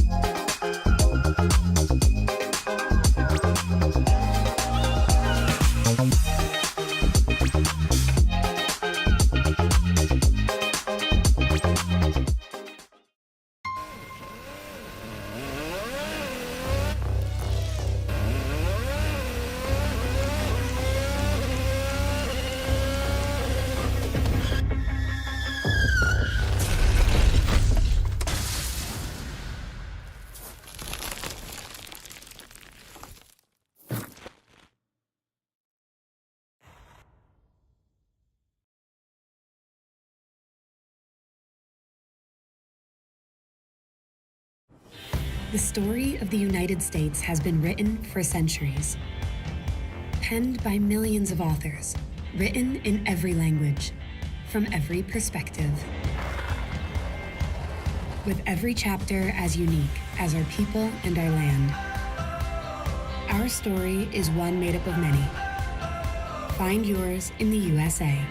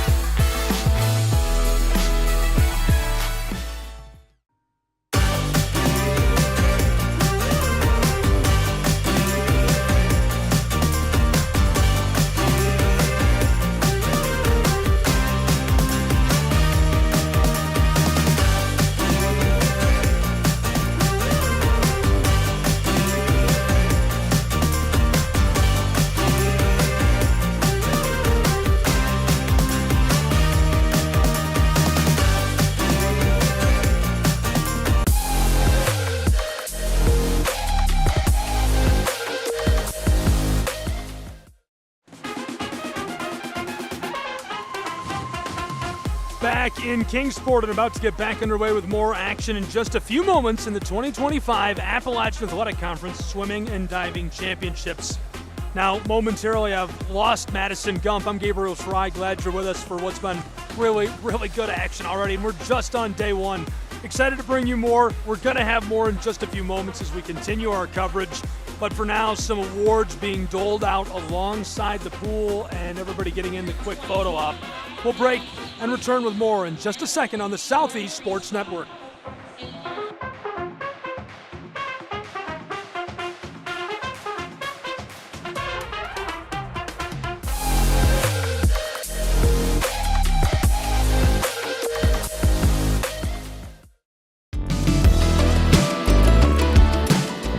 Want to watch your favorite Southeast teams in action? We've got you covered. Stream live games and highlights on YouTube, Twitch, Amazon Fire TV, Stream TV, and more. For all the details, visit our How to Watch page at sesnsports.com. It's your one-stop guide to catching every play, every time, wherever you are. The Southeast Sports Network, bringing the game to you anytime, anywhere.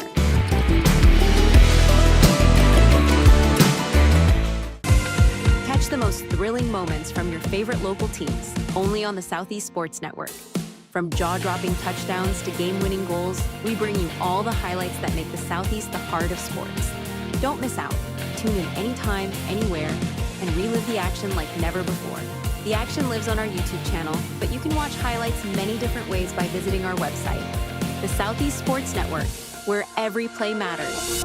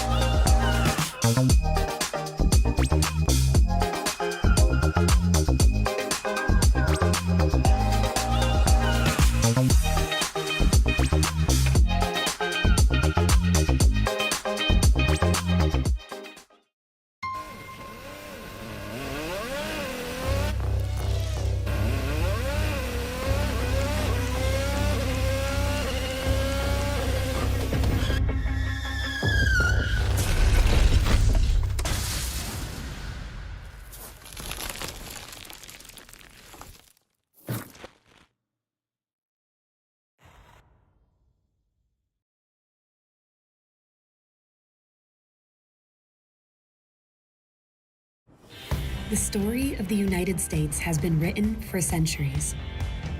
Penned by millions of authors, written in every language, from every perspective. With every chapter as unique as our people and our land. Our story is one made up of many. Find yours in the USA.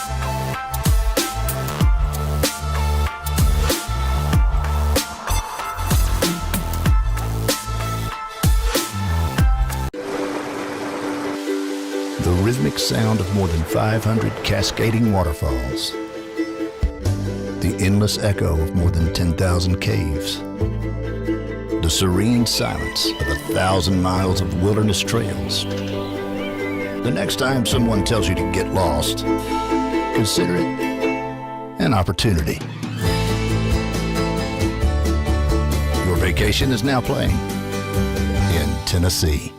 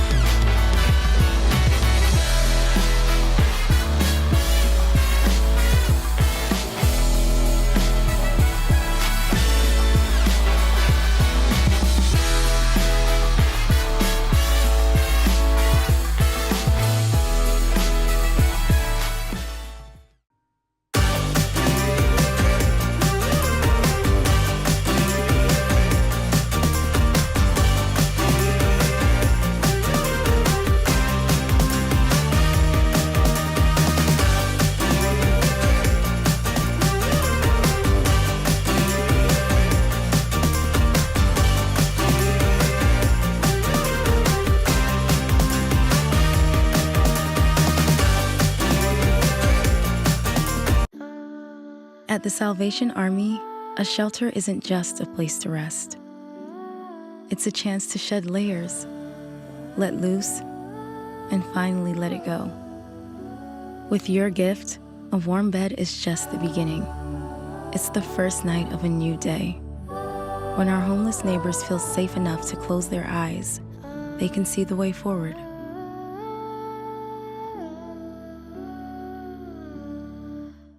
A truck is a tool, but a ram is life. Yeah, it's the wipe the sweat off your brow sort of life. But it's also the let's load up the ATV's life. The my kids play way too many sports life. The let's find a secret spot to fish life. That looks nice. Innovations, comforts, and powertrains built to power all the lives you live. Ram.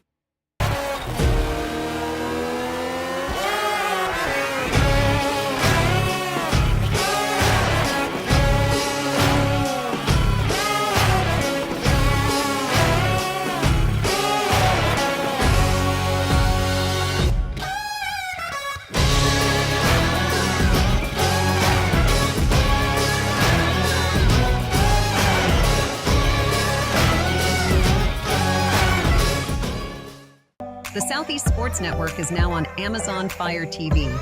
Now you can download the SESN app and watch on any Amazon-enabled device, such as your Fire Stick. The easiest way to download the app is to go to our website, find the Watch SESN tab, and click Fire TV app. Then just select your device from the list. That's it. Free and easy. Enjoy watching the Southeast Sports Network on your Fire TV, Fire Stick, or Fire Tablet with just a few clicks. When it comes to making plans, you are the best. What about those barbecues you plan in detail for your family? Or your daughter's first costume party? It was out of this world. The same way you plan each detail for those moments, start planning to protect you and your loved ones from a natural disaster. Sign up for local weather and emergency alerts. Prepare an emergency kit and make a family communications plan. Protecting your family is the best plan you can make.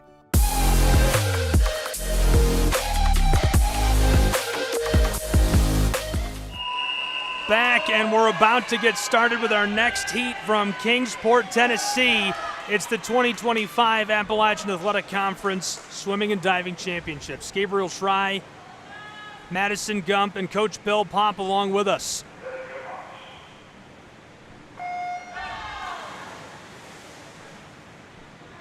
We are kicking off the women's 800-yard freestyle relay here. There is going to be a 4-swimmer relay, and it's going to be swimming 200 yards per swimmer.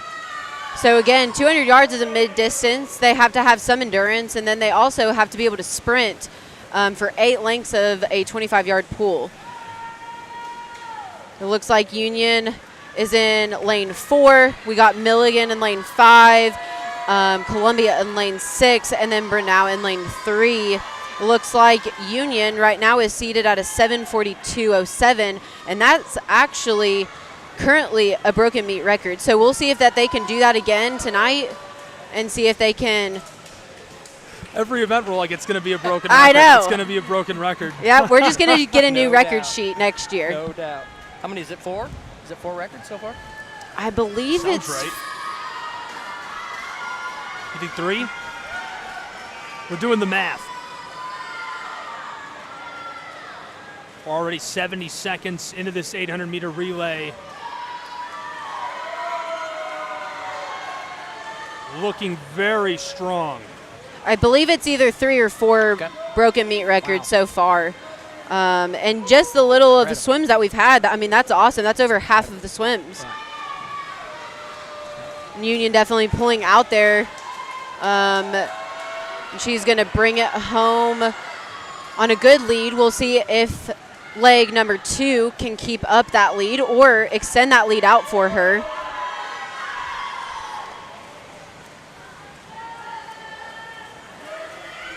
We have Bernal in second. I see in prelim that Union was actually under the record. Yep. So they have a legit chance here of another one. Huh? Full 2 seconds they Yeah. bested the record by. Now, we already had one heat of another event, and I said, oh, the record's toast, and they didn't break it. They broke it during the preliminary and not during the actual final. That's right. Was that in the 50? Yeah, that's right. That was the men's 50, yep. That's right.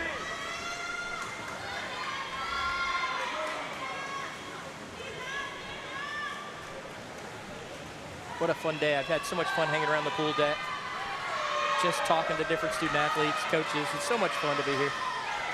I mean, any day you can hang out at the pool all day is a good day. Right? It is, yep.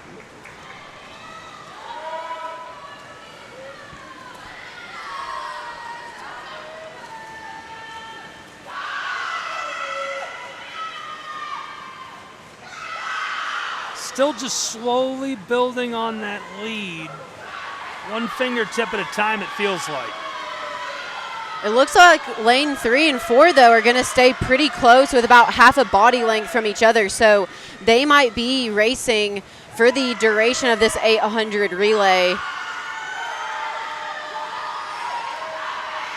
It looks like Bernau in lane 3 is catching lane 4 Union just a little bit. Is the transition your most powerful tool in a relay to gain time? Yes, that is one of the big things that we want to make sure that is done well. That execution of the swimmer coming in, touching that wall, and that swimmer on the block, getting off the block at the appropriate time, because we don't want to see them leaving that block too soon. They could be disqualified for an early takeoff. So we want to ensure that they're not leaving that block too early. That swimmer's hand has to be on the wall before they leave, and that is what our judges on the corners are looking for, is those early takeoffs right now. And for the weekend, we are doing a dual confirmation, which means that 2 officials have to be able to see the same exact swimmer take off early, and if they don't have a dual confirmation, it doesn't count. There's a look at the officials standing by, keeping an eye on things. looked like maybe the Golden Tigers lost a half a second on the transition right there as we're talking about it. Yes, a little slow there for them, but again, they can always recover that with a good swim here. So it looks like lane 4 is going to continue to lead. But Bernau is staying in it. I mean, they're doing a very good job, staying about a body length away. And, in that last leg, that final swimmer could turn up the heat and just take off. Continues to swim right there. You would call it just hanging right there, just about a body length. Madison, what would be the strategy? Would you send out your strongest swimmer first, or would your strongest swimmer be last? So typically your strongest swimmer is actually seated third. They're going to be the third leg of that relay for the most part.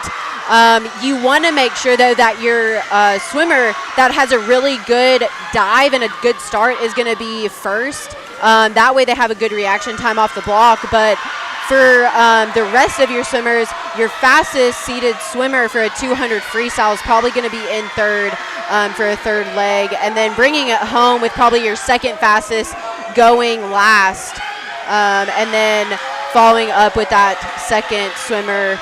And we're seeing a little kick here from Union. We'll see how these relay takeoffs go. Good transition. Not too bad. So they definitely were on the wall. We didn't see any hands go up for officials, which is good. And this is our final swimmer for both Union and lane 3, or Union in lane 4 and Bernau in lane 3. Really nice transition to start this leg. Why does your strongest swimmer sit in that third position in a relay and not your final or your first? It's just the way that coaches have set him up. Knowing that third swimmer can really just take off and go and get that early lead for that last swimmer is super important. That way, when the last swimmer gets in the pool, they don't have to worry about catching up or getting in front or pulling ahead. They just kind of can sit pretty, put the work in, get it done, and get to the wall. Right now, putting the work in lane 4. Look at the lead grow.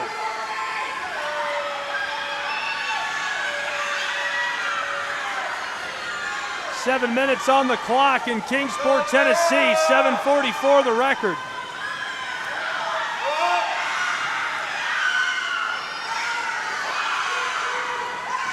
Wow. One more lap to go. 4, 3, 4, and 5. Milligan coming in lane 5 as well. Crushing it. Union Bulldogs at the turn, 7:32 on the clock. Just a couple of lengths behind the Golden Tigers, seeking second. Bulldogs, 7:42. Not going to snap the record, but an unbelievable showing. What a finish. That was a good finish by the 4 girls in lane 4, and Bernau coming in second as well. And Bernau did not have a seated time, so a 7:54.77. I mean, not coming in with a time, it's a good swim. Maybe the girls have never swam together. They might have not had a 800 free relay. So just being able to put a time on the paper will be good for Bernau, to where they can then work to grow that time and get better throughout the season. Madison, you called it a second ago. It's such a grueling race because it is more of a sprint with distance, as opposed to when you're just a long distance. You can save a little energy, save a little in the tank for when you're trying to finish. But this one's kind of an all-out all the time. Yes, it is a hard one. You definitely have to have that endurance, but you also have to be able to sprint. It is mid-distance, and I am now tired after watching that race. No doubt. How do these athletes condition to be so incredibly in shape? What kinds of workouts do you do? Yeah, I mean, some of these swimmers are doing 2-a-days. They'll do morning and afternoon. They're definitely in the weight room as well and lifting weights, just growing their muscle mass, their muscle endurance, cardiovascular workouts. You know, a lot of your mid-distance swimmers are doing 300s, 400s, 500s to build that endurance, but then they're also doing the 50s, 25 sprints, 100 sprints to be able to build that sprinting as well, to where they can just break out and go. But for a full 8 lengths of a 25-yard pool.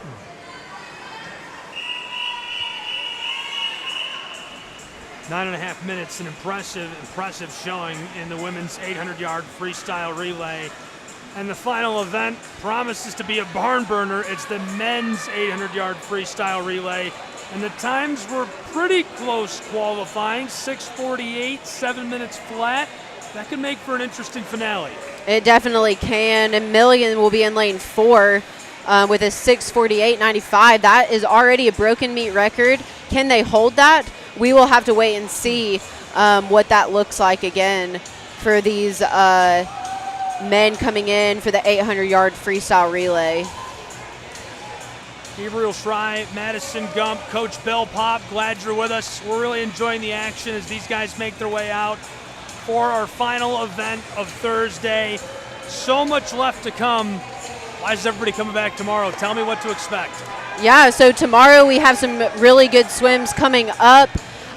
We will see some backstroke tomorrow. We also have a couple relays for finals as well. We have 400 IM. That will be a daunting event that we will see. We got some butterfly as well as some breaststroke. And then we also will come with the, I was so excited when I heard that there was 2 divers coming back.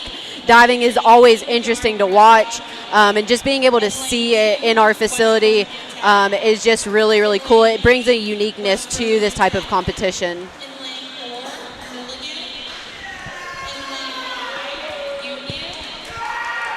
Running through the contestants, 5 represented, WVU Tech in lanes 2 and 3, Milligan in 4, the Buffs followed by the Union Bulldogs in 5, and the Koalas of South Carolina in lane 6 for this relay.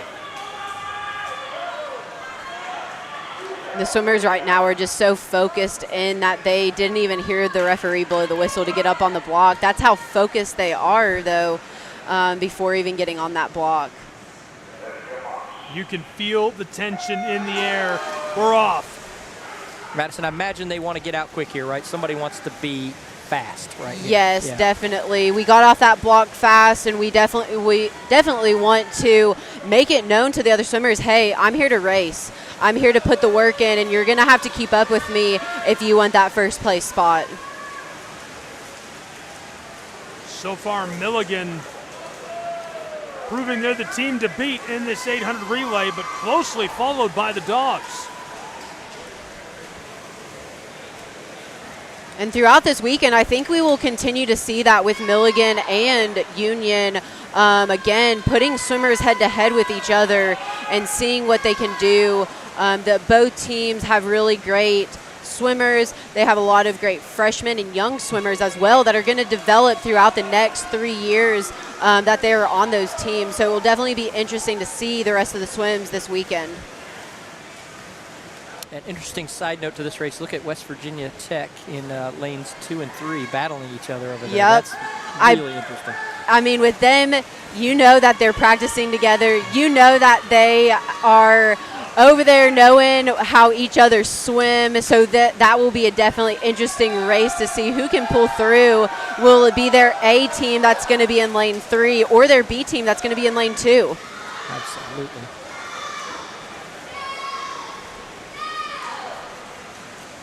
Still holding that lead and extending it by about a body length. Milligan Buffs starting to pull away as they make the transition very well. Good starts from both of them. The exchanges, again, some of them are probably going to be playing those safe right now because, again, they don't want to lose that spot. Milligan in lane 4, they have a lead. They have a decent lead, so there is no reason that they should be trying to anticipate that swimmer touching the wall and possibly putting their team in jeopardy of being disqualified for an early takeoff. So it looked like they were being a little bit more kind of held back a little bit to make sure that hand was on the wall before they left, and that's a good tactic to use, though. So as Union's third swimmer is going to going to come up here in just a second. What's going to go through his mind? Is he right now going, oh my gosh, I've got to close this gap. I've got to swim harder than ever. What's that mindset going to be for them trying to catch Milligan here? Yeah, the Union swimmer is definitely seeing that Milligan swimmer about a body length ahead of him, and he knows that he's there. He's turning it up, making sure that his flip turns are good, but he's definitely chasing him to where he can put that third swimmer in a good spot. And can he do that? We can see here in a little bit. He has another 50 to go before we change off to the third swimmer.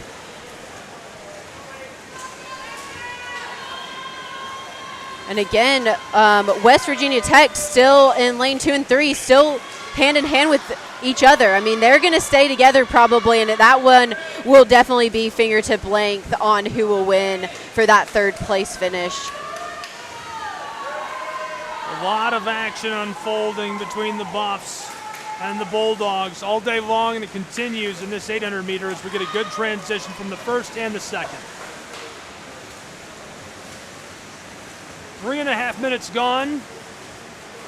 I'll mention it again, the meet record, 6 minutes, 52 seconds.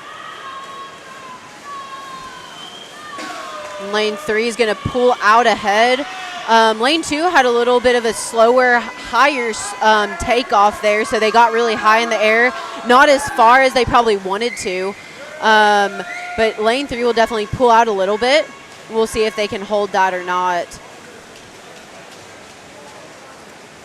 Milligan is building that good gap between Union just to secure that that lead for their fourth swimmer to where they don't have to worry about it. They just got to get him home. It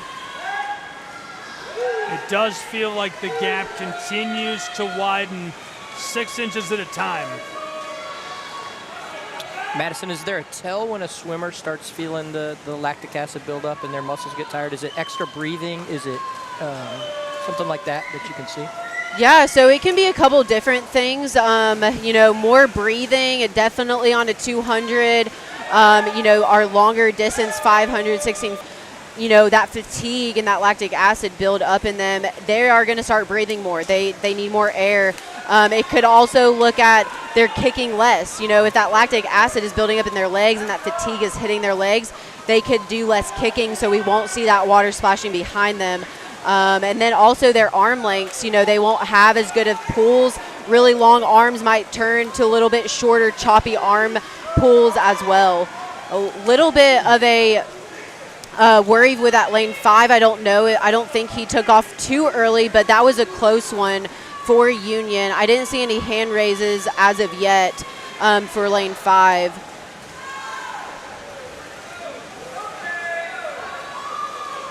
But yeah, Milligan definitely has a good lead. They will bring this one home most likely. Moving with purpose, way out in front. We're at the 5:45 mark. They all work together to get that lead to where now they don't really have to worry about it. It's just, hey, let's get home. Let's make that finish. Let's see if we can get underneath that record, that meet record that we have there. Can we break that meet record tonight?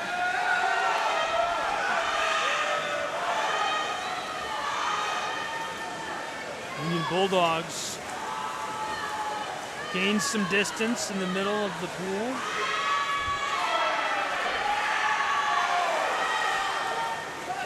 One more 50 to go. 6:30 on the clock, 6:52 the record.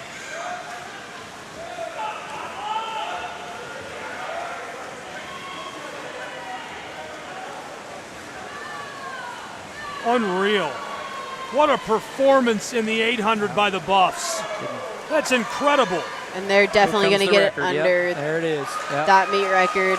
They crushed it. Wow. Very nice job by Milligan's team in lane 4. Wow. It was 6:47.72, again coming underneath that meet record to break the meet record. Again, I think that's number 5 or 6 for us now for our meet records broken just in the first night. So, I mean, that's definitely set the record and set the tone for how this weekend will go, hopefully for day 2 and for day 3. Just incredible talent in the pool, no doubt. I mean, it just keeps getting better. I think last year we set records. The year before, my first year here, we set records, and it just keeps happening. It's Absolutely. yeah. Me and Gabe were just talking about, when does it stop getting faster? Whenever I was a swimmer, the times have just continued to get faster and faster. And, you just really ask yourself, will it ever stop? Yeah. I think you just said something a minute ago that triggered me to look down the list a little bit. How many freshmen are on this list right now that are having an impact on this meet already? It's amazing. A lot of good freshmen coming in. And, they have another 3 years ahead of them to put out some really good swims as long as they continue to stick with it and show up to practice and put in that work. They can do a lot of stuff. Absolutely. It's incredible. You both have a really nuanced perspective on the growth of this conference. Obviously, as the commissioner, you're responsible for it, I guess, you and JR. So that's a tough question. I guess. And you've watched it grow firsthand here year after year. Where's this going? This feels like it's taking off like an airplane right now. I'll start. I'll let her answer more technical than me. I'd like to see us find another 1 or 2 swim teams in the next year or two. I don't know if that's possible for our current membership. So do we need to find an affiliate?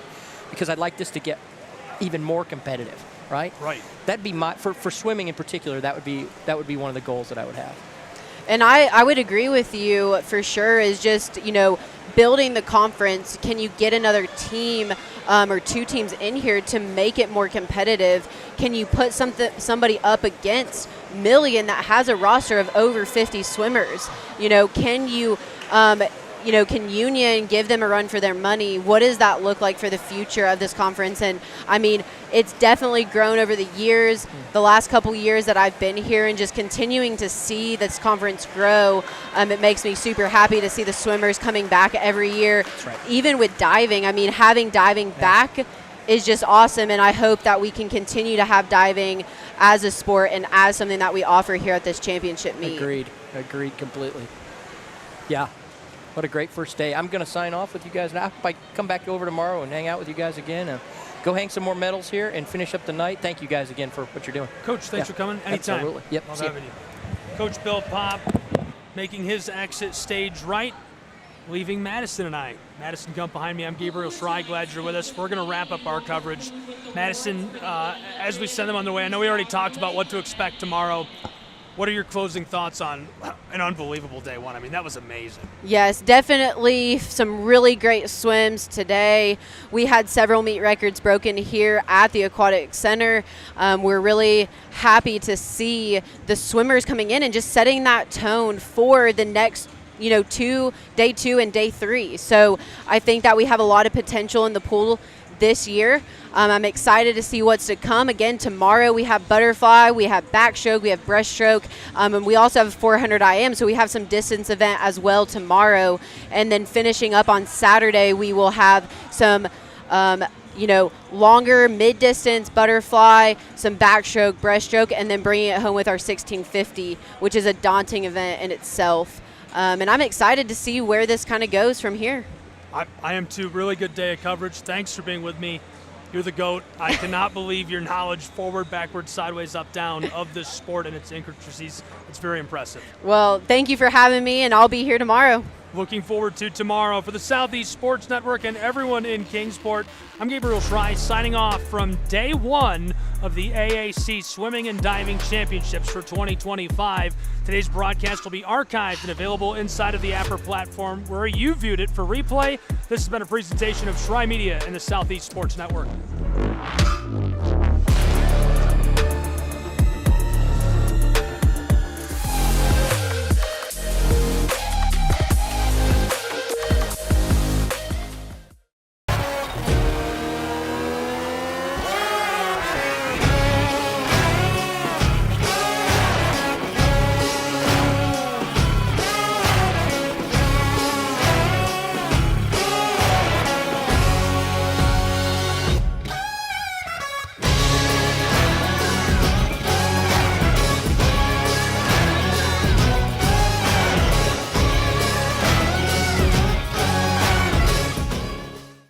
The Southeast Sports Network is now on Amazon Fire TV.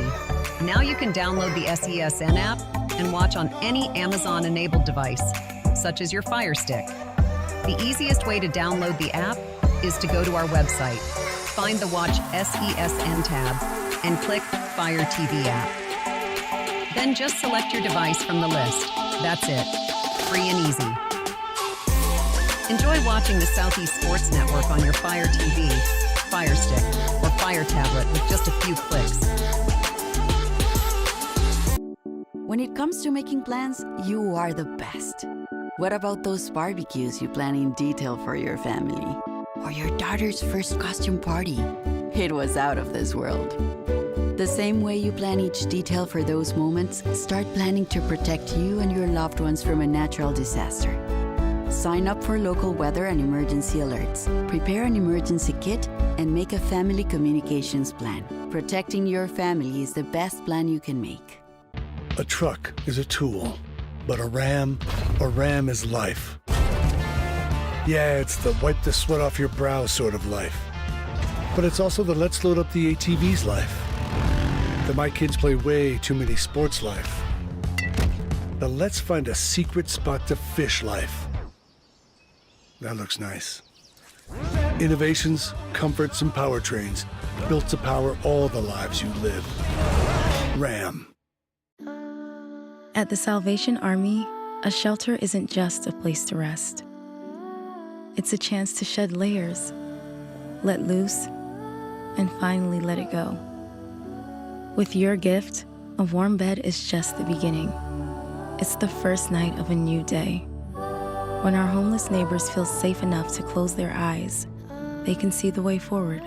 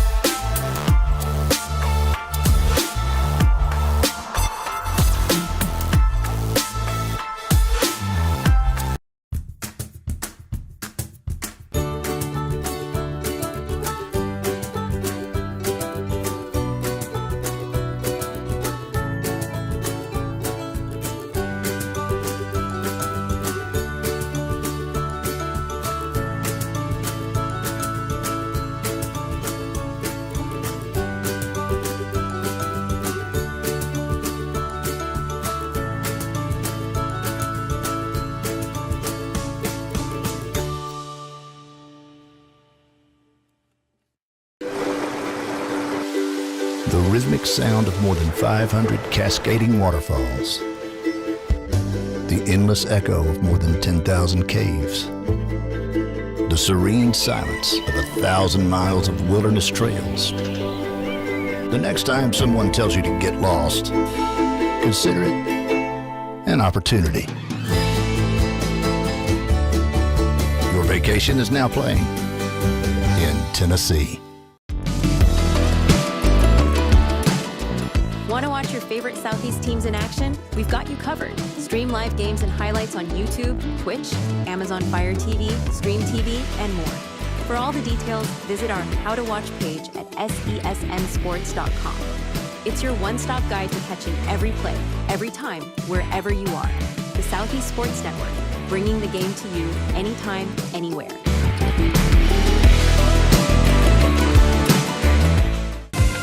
Catch the most thrilling moments from your favorite local teams, only on the Southeast Sports Network. From jaw-dropping touchdowns to game-winning goals, we bring you all the highlights that make the Southeast the heart of sports. Don't miss out. Tune in anytime, anywhere, and relive the action like never before. The action lives on our YouTube channel, but you can can watch highlights many different ways by visiting our website, the Southeast Sports Network, where every play matters.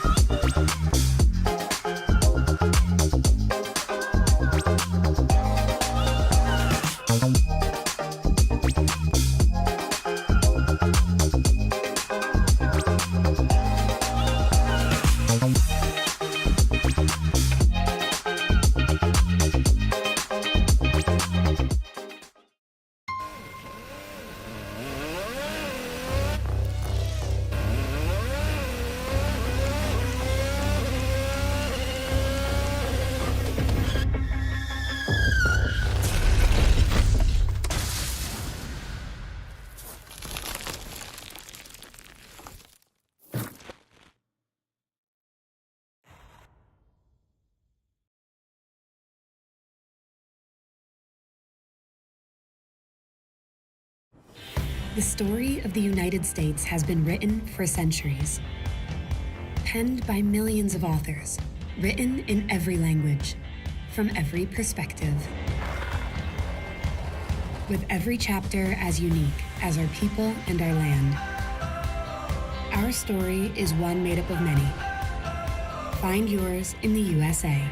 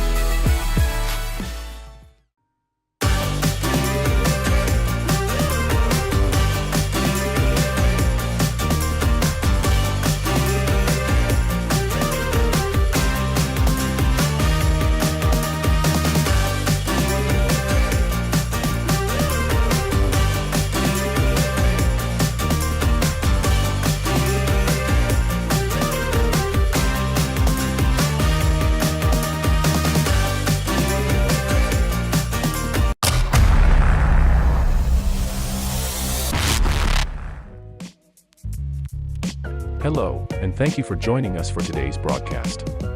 This broadcast is a product of Shry Media, LLC. Unauthorized use, sale, or redistribution of this media in any form is strictly prohibited without the express written consent of Shry Media. Radio and television mediums are encouraged to reach out. Thank you for tuning in.